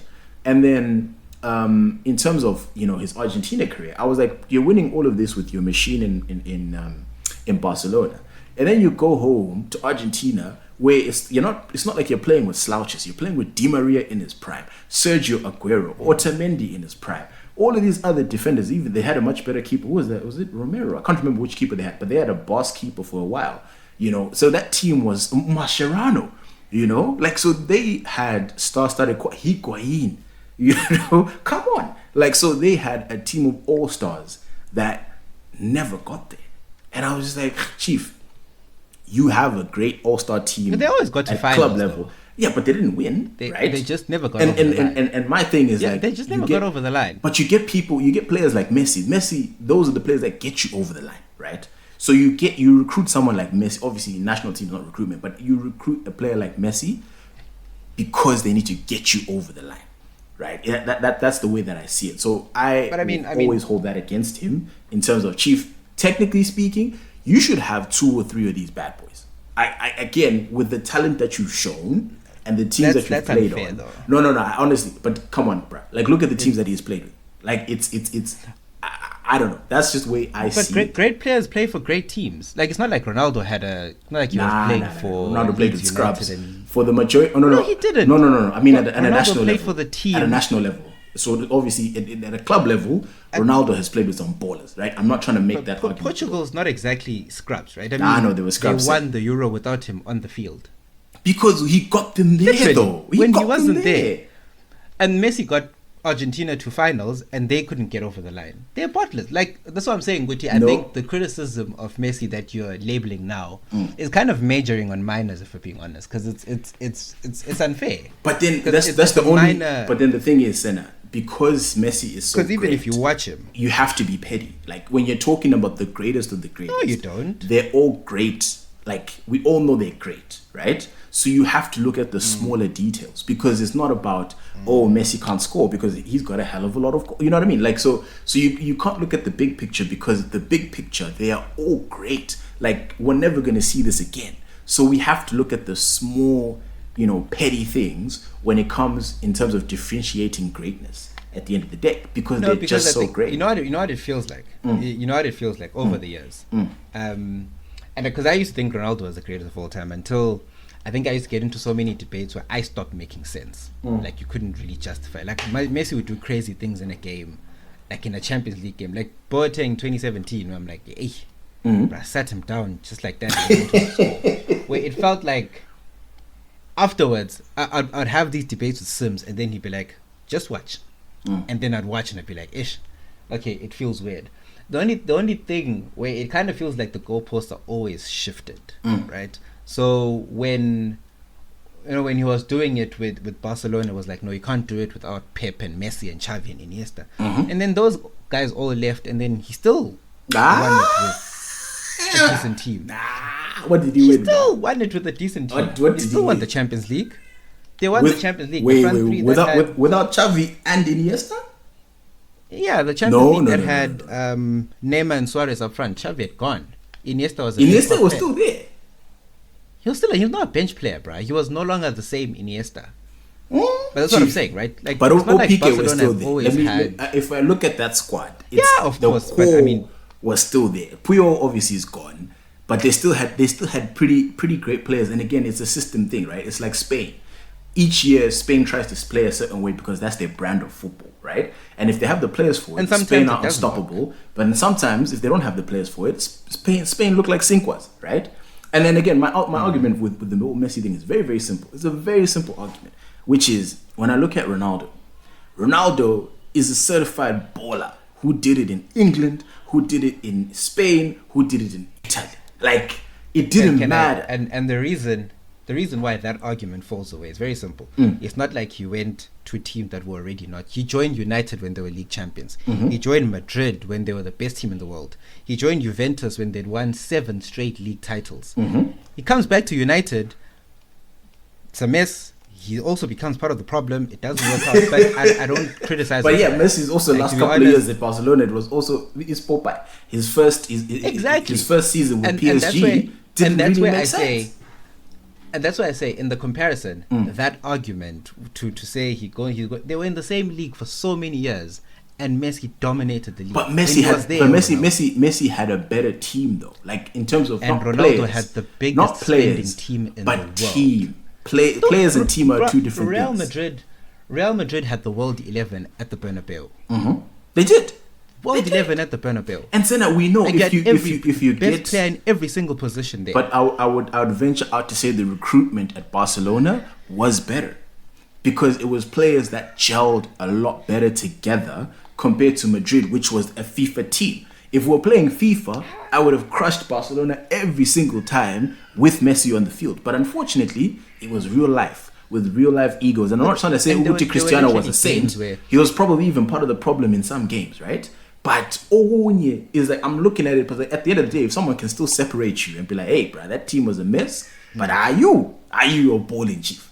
Like, at the, it's very. I don't think you can do that for Ronaldo. No, I can. Absolutely, because he has the stats to back it up. Ronaldo has the stats to back it up. He does.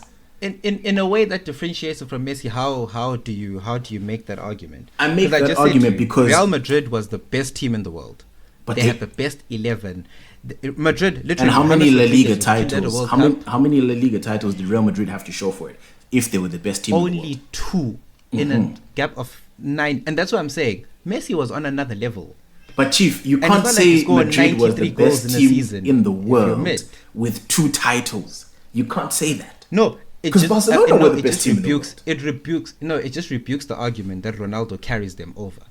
No, It no, no. rebukes that argument that he carried them and made them, that he's the baller that he is, that took them over the top. When in essence, you could make the same. You can't use that as an argument against Messi. if I you know what can. because Barcelona had a weaker squad and they won more league titles.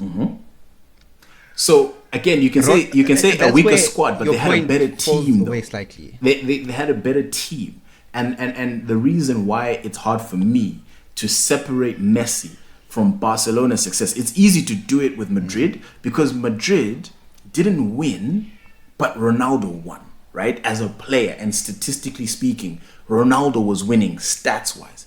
Messi was winning stats wise as well, but his team is winning too. Right? And when your team is winning, it's harder to separate Messi to be like, this is the guy I go pay. Because your midfield is cooking, your defense is cooking, your coach is cooking, everyone is cooking at the highest level, and we can't just say, But who's to say? put that all on Messi's Who's to say? trophy but case. Who's to say that you can put the same on Ronaldo's trophy case? You can't. You can't because he I has just the said- stats. So even if they lose, this man still look like a star. What stats? His goals, his production, even when everything. Barca were losing, Messi looked like a. Messi won the Golden Ball in the season where Barcelona were thrashed 8-2 by Bayern. You go pay. And he still managed to be the best player in La Liga. Hiko, and I would even without knowing too much about that season, I would agree with you wholeheartedly with your They were argument bad because that it's season. easy to make that argument when Messi still shines, even if Barcelona is losing. If this podcast was a shit podcast and people were like, but that's Senna own, he's dope, right? It's easy to do that because it's like, hey, the podcast is not great, but guess what? Senna still shines.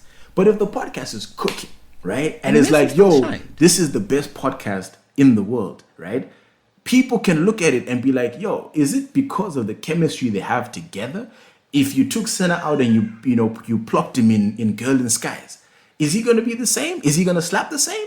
You know what I mean? But then if Senna went, he did 6 foot weights, he did Girl in Skies, he did Sansa in the morning, he did Feeling Station, and people are like, yo... they're just like, But you we see, cannot deny your greatness, Senna. At that point, we cannot deny your greatness. We just cannot. It becomes unfair because I feel like the goalposts will always change for Messi, and the reason is because it was he hasn't done it at international level with Argentina, and then he's done it, right? He's gone and done it with a World Cup team that didn't have the stars of the past. I don't think you knew half those guys when they stepped into the World Cup this year. Maybe you knew McAllister, Di Maria. Yeah, no. This team, he had his. But again, Messi, and if you take away his dubious penalties, did he really shine? He shined. There was the goal against Croatia. He picked up the ball, dribbled this guy. No, took him he had inside that out, one went through the assist. team, He had laid that it one off. assist that was mad. I can't remember Against which Croatia. team was it Croatia? Yeah. Then there was the no look pass against the Netherlands. But if he doesn't get those dubious penalties, do they win those games, Mr. Moy? Do they win There those were games? dubious penalties. They were penalties. dubious. Bruh. Like, this one was competing There for were golden penalties. boot with 5 penalties. There were penalties, bro. Portugal got a penalty, and your man's wasn't even on the field to take it because he'd been subbed off. That's where you see, which sometimes the argument that Portugal would be better off with Ronaldo, it No, can but fall I mean, away again, because this they're was like, what's Ronaldo now? 37, 38? because So, like, even in the past, if Ronaldo was 35 enough. as well, like, I think it would And have been a even- different. This with this Portugal team, because this was a great Portugal team. Fair enough. Don't get me wrong. Let's this go is back- a very good team. let's go back to when he was 31. When they won the Euros, right? Because there's an argument that no, he carried them. I'm like, no, he didn't. He didn't. Portugal drew every game to get out of that group. Because They it was a drew shit every team. single game to get out of It was the a stages. shit team. And then it's not, and that's what I'm saying. It's not like he was carrying them and making them better. He wasn't. Bruh. He was part of the shit. So you think And then if he he wasn't wasn't off at in that the Euros final. completely, they get out of the group stage? Yeah, they still get out of the group stage. Nah. They didn't even win to get out. Aye, They aye, didn't aye. win to get out. No. So They didn't even win see, a single this is game. why people They drew 3 games. This is why people will whoop on Kanye with you, because you're unwilling to admit some basic facts. Because me, at least I admitted when you talked about that season where Barcelona lost but Messi was killing it, I agreed with you immediately. Like, yo, listen, you're right. The man cooked and he was great. But if you're unwilling, if you're gonna go and be like, listen, with or without Ronaldo, those guys would have still won the Euros and gone where they went, then it's like, Chief, really? Ronaldo when he was 31? No, but like, they literally won the final without him. Again, Without him, Engeko. He wasn't on the field. Any given they won Sunday, the game things can happen against the favorites, France. Things But that's can what I'm happen saying, any right? That's given what Sunday. I'm saying. You can defend from So that's the point but that's I'm making. one game. What about the other 8 it took to get there? They drew them. They drew 3 of them. But they didn't lose, right? They still got there. They got the victories that they needed. So at the end of the day, you are saying, which just because they didn't win the group stage games, it doesn't mean that they didn't do what they needed to do, right? And you're detracting from Ronaldo's I'm not greatness. saying that. Yes, I am. Because you're saying you're detracting from Messi's greatness because you're saying no, Messi doesn't add value. The Barcelona team would still do this. No. Here's an easy This is what I'm example. saying. You're not listening There's to the me. Portugal team. You're not listening to me. I am listening to you. Messi was the person. He was the cream on top of the cake, right? But he creamy cream. Cream is delicious, right? So me, I'm not. You are not. You're saying Ronaldo's not even cream, fam. That's a different argument. I'm at least admitting the man was cream. You're taking my words out of context. I haven't said Ronaldo's not a great player, right? Ronaldo's a great player, fantastic goal scorer. I was the happiest person in the world when he came back to United. First time around, second Yes time or around. no? Top But what I'm saying 5 is, best players ever to touch grass. I think he is in the top 5 best players to touch grass. I actually think he's second behind Messi. Okay. I actually so think there's no he's way second behind you can Messi. talk about the But I second think best the player gap between ever him and Messi, with the word. Listen to the words that you're talking to use to describe Ronaldo's situation, everything that you've just said. And we put into context, Senna's talking about the second greatest player ever. The second greatest player ever in the world, according to Senami somewhere. They didn't need him to win the Euros. That's what Senna said. They didn't need him to draw and get through group stages at the Euros. Is that what you're putting your name on? Tabo, I think what I said was they did not win those games. They won the final without him. So for you to then say, no, Barca didn't need Messi to win all this. I'm like, no. No, but I didn't say that, though. A team can be good. I did. No, but the thing you is, said he's the cream. You literally said the system would have still won. No, the system, again. And I'm like, no. No. That's not what I said. I said it's hard to separate Messi, to put him by himself and say he alone was the architect of his greatness. Because and then I said you can't say the same thing about Cristiano, right? Yeah, because and I said you can't use that argument for Cristiano because there's a proven example when they won without him. No, because at the end of the day, do you get what I'm saying? So I'm not saying he's not great, but I'm saying you can't then say he's better than Messi because of that, because there's no proven element to it. So the reason why I use that argument at the end of the day, right, is because listen, with you it might not work because your belief is with or without Cristiano, that was Portugal's Euros to win, right, as they were constructed. Yes. Is that correct? So if that's what your belief is, then there is nothing that I can say to sway. Like there's no point going back and forth because there's nothing I can say. If that's what you believe in about those Euros, there's nothing I can say about Cristiano. It's not something. It's not something that I literally just pointed out that at the Euros, this is what happened, right? So you're saying no, Messi this, Messi that. I don't think he sticks out in a shit team. I'm like, well, sometimes shit teams can still win, and I'm like, you can't then say Ronaldo's better because of that. Right? It's not. But that's the thing. You're not listening to me. My thing is, it's hard to take Messi out of it because you are surrounded by greatness and you're winning. It's harder to do it in that aspect. I gave you the example of the podcast, right? If it's a great podcast, people are going to wonder, right? And again, I'll give you an example. It's not going to be the greatest one for you specifically because you don't really care for the NFL, right? But in the NFL, for many, many years, Tom Brady played for the Patriots, right? The New England Patriots. He was the quarterback there. Bill Belichick was the coach there, right? So Tom Brady is touted as the greatest player of all time, greatest football player of all time, American football player of all time, and Bill Belichick is touted as the greatest coach of all time. So when they were together for the 20 odd years that they were together in the NFL, winning all of the Super Bowls, right? There was always a constant debate in media and fans. Who is more important? Is it Tom or is it Bill, right? That was the consistent debate, because guess what? They were winning, and they were winning together, right? Oh, Bill Belichick is coaching, Tom is on the field, and it was hard, right? Because people didn't know. And then guess what? The only time it became clear to a lot of people was Tom Brady ended up moving on to play for the Tampa Bay Bucks, right? And now Bill Belichick was left coaching the Patriots. Brady was on a completely different team, different coach, different system, different everything. The season Brady left, if I'm not mistaken, he went on to win the Super Bowl with the Tampa Bay Bucks. Whereas Bill Belichick, I think that season, didn't even make it to the NFL playoffs, right? And people used that to be like, you see, it was Brady's greatness the whole time. It wasn't who? It wasn't the coach. Even though, again, people still disagree with all of that to this day, right? But all I'm saying is, when you win together, it is very, very hard to then say, I'm plucking out Messi, because everybody else is a generational Hall of Fame player that he played with, right? But whereas if they lose, which Madrid did a lot of losing in terms of compared to Barcelona, it's easier for me to pick up, because I'm like, hey man, my man is still balling over here, right? My man is still winning Ballon d'Ors. He's still winning Golden Boots and all these other things. So he's balling, right? So that's what I mean. If you're the diamond in surrounded by trash, it's easy to pick out the diamond when Gule Dodi was surrounded by it, right? But if I say, I'm looking for a specific diamond, surrounded by trash. When I say trash, I mean the team didn't come together the way they were meant to come together.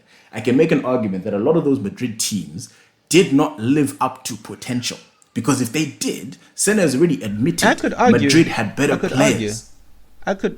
They had better players, all the stars. Yes. And I could argue that the reason Barcelona, without the better players that Madrid have, without the spend that Madrid has, was that Messi was the difference.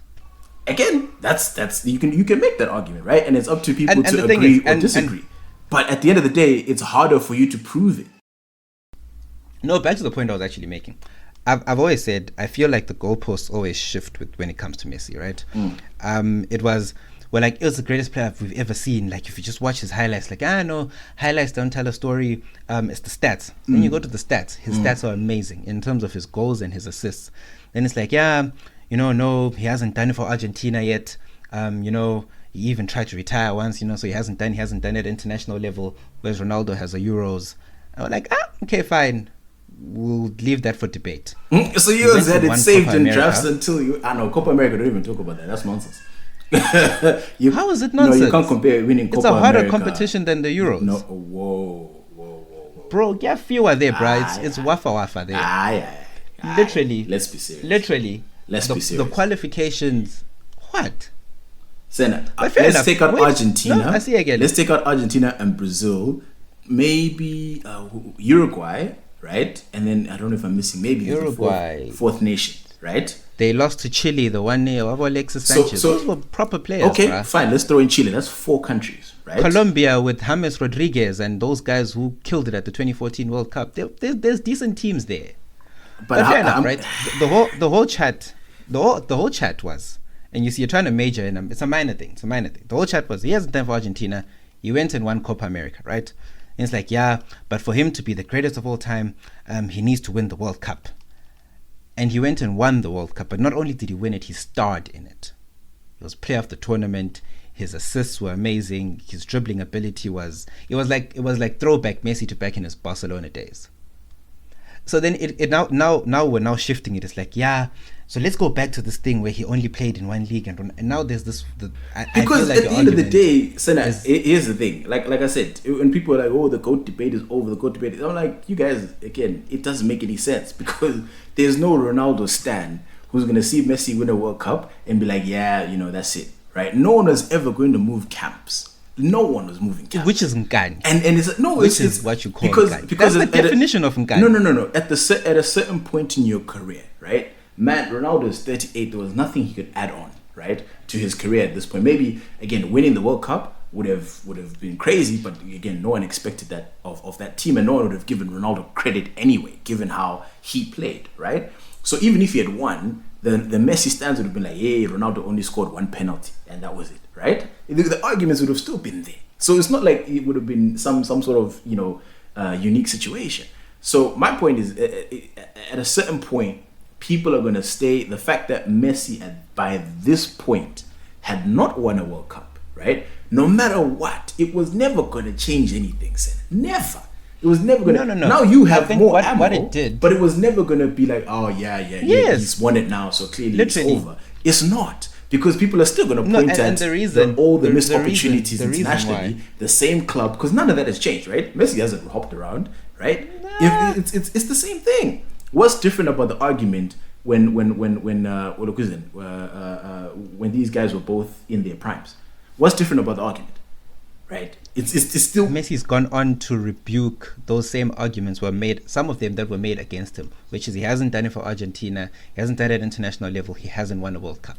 And then gone and done it. Then those same people have they admitted Uti, right? These were the two missing pieces. So sharp, Messi's the GOAT. Oh yeah, Bakona. Go on ESPN right now. You watch someone guys saying, "Oh yeah, no, I know ESPN, he's better than Maradona." ESPN is Messi fanfare. I don't but even you pay attention always to those. Never. send me ESPN clips. Yeah. You always send me ESPN clips. Absolutely. And I'm always like, bruh, ESPN. No, but ESPN Then was you always send- getting dragged because people, the public in general, say those guys don't like Ronaldo, right? They always getting Fair dragged enough, about that. But I think at this point, and I'm of this view, and I think many people are. I think you're now sitting in a very stubborn minority camp. which is still saying, no, there's. Yeah, it's a minority, Tabo. I don't think so. It's a minority. I think It's a if you minority. believe that because again it's ignorant. I think it could be a minority, but also the Messi side might be a minority because there's still a huge non-socially they're not present in social media older generation that says Pele, Maradona are still at the top and Messi and Ronaldo are like numbers. Yeah, I can take that 4, 5 or number 100%. So again, in the grander think scheme of things, I think what's wide is the gap between him and Cristiano. It depends. I think that gap is wide. It depends on what you're looking at, right? So at the end, like I said, I do not believe anyone has moved an inch. Yes, it's all Messi positive headlines right now because there's a lot more active, and again, Ronaldo hasn't done himself any favors at all by being a divisive superstar. He's just been that in general, right? Ronaldo's never really been beloved the same way Messi comes off as, oh man, look at this little human and he's so great. And Messi is never controversial and he's easy to root for, right? Whereas Ronaldo, he's easy to shit on. So like if you look at the interactions, I would wager that the anti-Ronaldo mentions trump the pro-Messi mentions. No, but I'm willing to wager that people much. and I always say this to you, Tom. I always say this to you. And people watch football, right? People make their own opinions. People can decide for themselves, right? It's not what someone who disagrees with you can't think or they're stupid or they just like to agree with me. It's literally people watch the game and they're like, actually, I've seen enough of Messi over the last 15 years to say he's the greatest player of all time.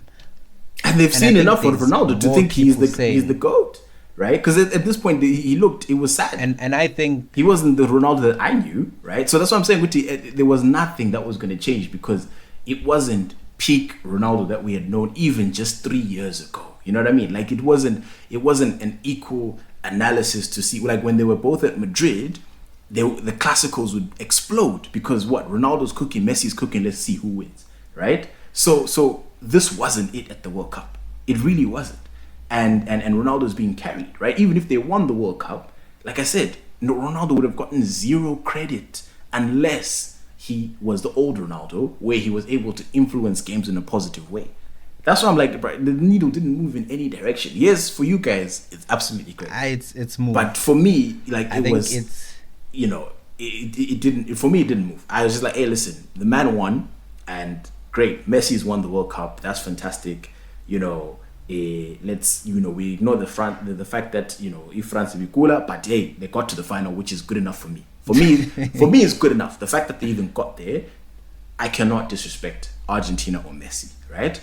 But at the same time, it's the second World Cup final. Second World Cup where he's the best player in the tournament. But Senna, what country do you play? It's like you're trying to praise Thomas Muller for getting to a second World Cup final. It's like, bro, you played for Germany, man. Muller's a great player. No, he's a great player, but again, who do you play? Which is what I'm saying. You cannot discount, like, oh my God, it's like with Trump when he was telling people, I just asked my dad for a loan of $1 million and I really worked hard and it's like, I see that. Come on, dog. But you're trying to come across as if Cristiano Ronaldo has been some poor pauper who's played for bad teams. He hasn't. Internationally? Even the Portugal team is decent. Yes. And we're going to go back. When your second star is Nani, guys. Nani who won the Euros, bruh. And like I said, that Portugal team went and won the Euros without him on the pitch. They were a decent team. It's not like they were paupers. They were decent guys. They were good players. Good players. All right. But and if you want, you can do your thing. Drop another poll and then. No. Like I said, you can't lean on Paul. Like I already told you. The fact there's more anti-Ronaldo rhetoric than there is pro-Messi. So people would literally sooner shit on Ronaldo, right? And now it's gonna help Messi in his case because it's like I don't like Ronaldo. I don't even think it's that. I think it's literally just because Messi's a great player. That's all it is. Like it's you watch him. You again see stats, the way I'm seeing pictures of Ronaldo on social media, bro. Like what does Ronaldo have to do with Messi winning the World Cup? Absolutely nothing, right? But I'm seeing more. No, he has absolutely nothing. I'm seeing more Ronaldo than I'm seeing of Messi. That's what I'm saying. People are really trying to rub it in. You guys, Uguti debate is over. You guys don't do him any favors. No, I mean y'all don't do him. Like I said, at the end of the day, Ronaldo doesn't do himself any favors, right? Like I'm not saying he's the most likable character ever. His personality, the way that he goes and does things, he's pissed off Manchester United, which is the biggest club in the world, and it's a lot of things where it's like, Chief, you're not helping yourself, right? So where maybe had you been a Messi type where everybody liked you, then people are probably going to react differently. Where okay, let's just focus on celebrating Messi and not because nobody's shitting on Pele, right? Nobody's shitting on Maradona. Right? But everybody's shitting on Ronaldo. So at the end of the day, why are they shitting on Ronaldo? Literally, I've seen more articles this week comparing him to Maradona than I've seen of people shitting on Cristiano. I mean, that's like from football writers at least. Yeah, from football writers. I'm not talking about the trolls. Absolutely, trolls and Twitter. No, but there is in terms of the voice, right? In terms of what people are saying, social media does have a standing. So football writers, obviously, it's a more intriguing article to compare him to Maradona because the Ronaldo versus Messi thing is tired. It's literally I don't think it's tired. I think people feel it's settled. Yes, because again, the man is 38. There's nothing he can do to his career at this point to adequately add something new to the conversation, right? Even at Manchester United, we could see with Brad, this is a man on his last legs. Ten Hag comes in, he's like, Chief, I'm gonna need you to come off the bench. Like, you can see his best days are behind him. It's now about get a paycheck in the MLS, call it a day. That's where Ronaldo is in his career. No. Messi is not at that point in his career. No. I'm not even comparing them. I'm comparing their careers holistically, right? Because when people said Messi was the greatest of all time, back then when they were at their peak, the points that were thrown at him were, oh yeah, World Cup, international football, this, that, and he's gone and done it. Imagine, I think what will literally cement if he goes and wins the Champions League again or something like that. I mean, it becomes an even more difficult conversation to have. I mean, again, I still say if Messi is 35, he's great enough to still have potential to win the Champions League. He plays for PSG next to Mbappe, next to Neymar. It's not out of the realm of possibility. I'm not going to fall off my chair to hear Messi has won a World Cup and a Champions League. It's not shocking stuff, right? Whereas in if this was Ronaldo's Portugal team 3 years ago, I wouldn't have fallen off my chair if Portugal had won, right? And I wouldn't have fallen off my chair if Juventus had won the Champions League as well. Like they have that potential But now I'm absolutely falling off my chair because he's done. You know, like for Ronaldo, there's nothing to add to that chapter. So like people are trying to treat it as if Messi does something this year, he's moving further. And it's like, that's not the case, right? It's really not the case. I think it is, though. I don't think so. I personally, I think again, it is. I think it, you know. it takes away the arguments made against him, or that have been made against him all this time. Okay, fine. He can make the argument for himself personally, right? To be like, yeah, this is why I'm great because I did this, this, and this, and this. I have this many World Cups. I have this many Champions Leagues and stuff like that. In terms of the counting numbers, he's adding to his profile, right? But I'm talking about in terms of a comparison, right? Ronaldo, his body of work is finished. And it's up to someone to then say, this body of work from Ronaldo versus when Messi is now done, that body of work. What's better and what do I prefer? That's really where the conversation is. That's what I'm saying. And in terms of the debate. So you still think that if you take their body of work, even 5 years from now when they're done, you still say Cristiano? Assuming nothing changes from now? But you said that nothing will change, right? You said you're not going to be moved by anything. Well, okay, fine. In the sense that I'm thinking like rationally, right? Because obviously, if Messi goes on to win another World Cup at 38, well, he'll be 39. Yeah, 4 years. He'll be 39 at that point. If he stars the way that he stars and was as influential as he was in this one, I can't, because Ronaldo had that opportunity with a great Portugal team and he couldn't do it. If Messi goes and he does it, it's like, bruh, I can't defend that. Right, so if Messi goes and does that at 39, I think you should be. Listen, okay. I can't. I think you should be at that point now. No, I can't. No, because again, he has Messi plays for PSG and this Portugal side, right? Ronaldo played, I think 3 years ago. He was still at Juventus and that Portugal side. So at the end of the day, the fact that he won the Euros was such a big deal because nobody expected it. Right? Whereas this is a huge deal to win the World Cup, right? But it's people are not falling off their chair. Are you shocked, Sen? Are you shocked? You're not. That Argentina won it? Yeah. Are you shocked? Are you falling off your chair? No, I didn't think they were the best team in the tournament, though. So but I didn't think they'd win it. But are you shook that Messi won? No, I'm not shocked. But I wouldn't be shocked if Portugal won it either. Look at the odds. If you can look it up, Uti, the odds of Portugal to beat France. Let's not even say win the Euros from the beginning. Let's just say the odds to beat France, right? Especially even the odds after Ronaldo left the pitch. Look at those odds, right? And then look at the odds of Argentina versus what's this thing called before the game, versus France. Look at those odds. And then you tell, so people weren't shocked at the end of the day. It wasn't like, oh yeah, you have to bet on Argentina because that's the underdog. No, there was really no underdog in this game. No one would have been shocked if Argentina won it. No one would have been shocked if Portugal won it. Like I said, I think that's a minor detail. Nah, dude, Portugal had a great team. Like I look at those players, João Felix, Bruno Fernandes, and Bernardo Silva behind Ronaldo. I can even look up these odds for you. Because they came out, they were all in the knockout stages. Anyway, we need to wrap up because we've been going for a while. But where are these? Well, I can't find it for now. Okay, yeah. Argentina had the second best odds behind Brazil to win the World Cup. Right, this is at the round of 16. They had the second best odds to win. Portugal had the 6th best odds to win. This is just ahead of, I don't even know what country this is in 2021. What country has the same colors? Or Netherlands. So they were behind Brazil, Argentina, France, Spain, and England in odds to win the World Cup. So again, all I'm just going, and then obviously the worst odds went to Australia, right?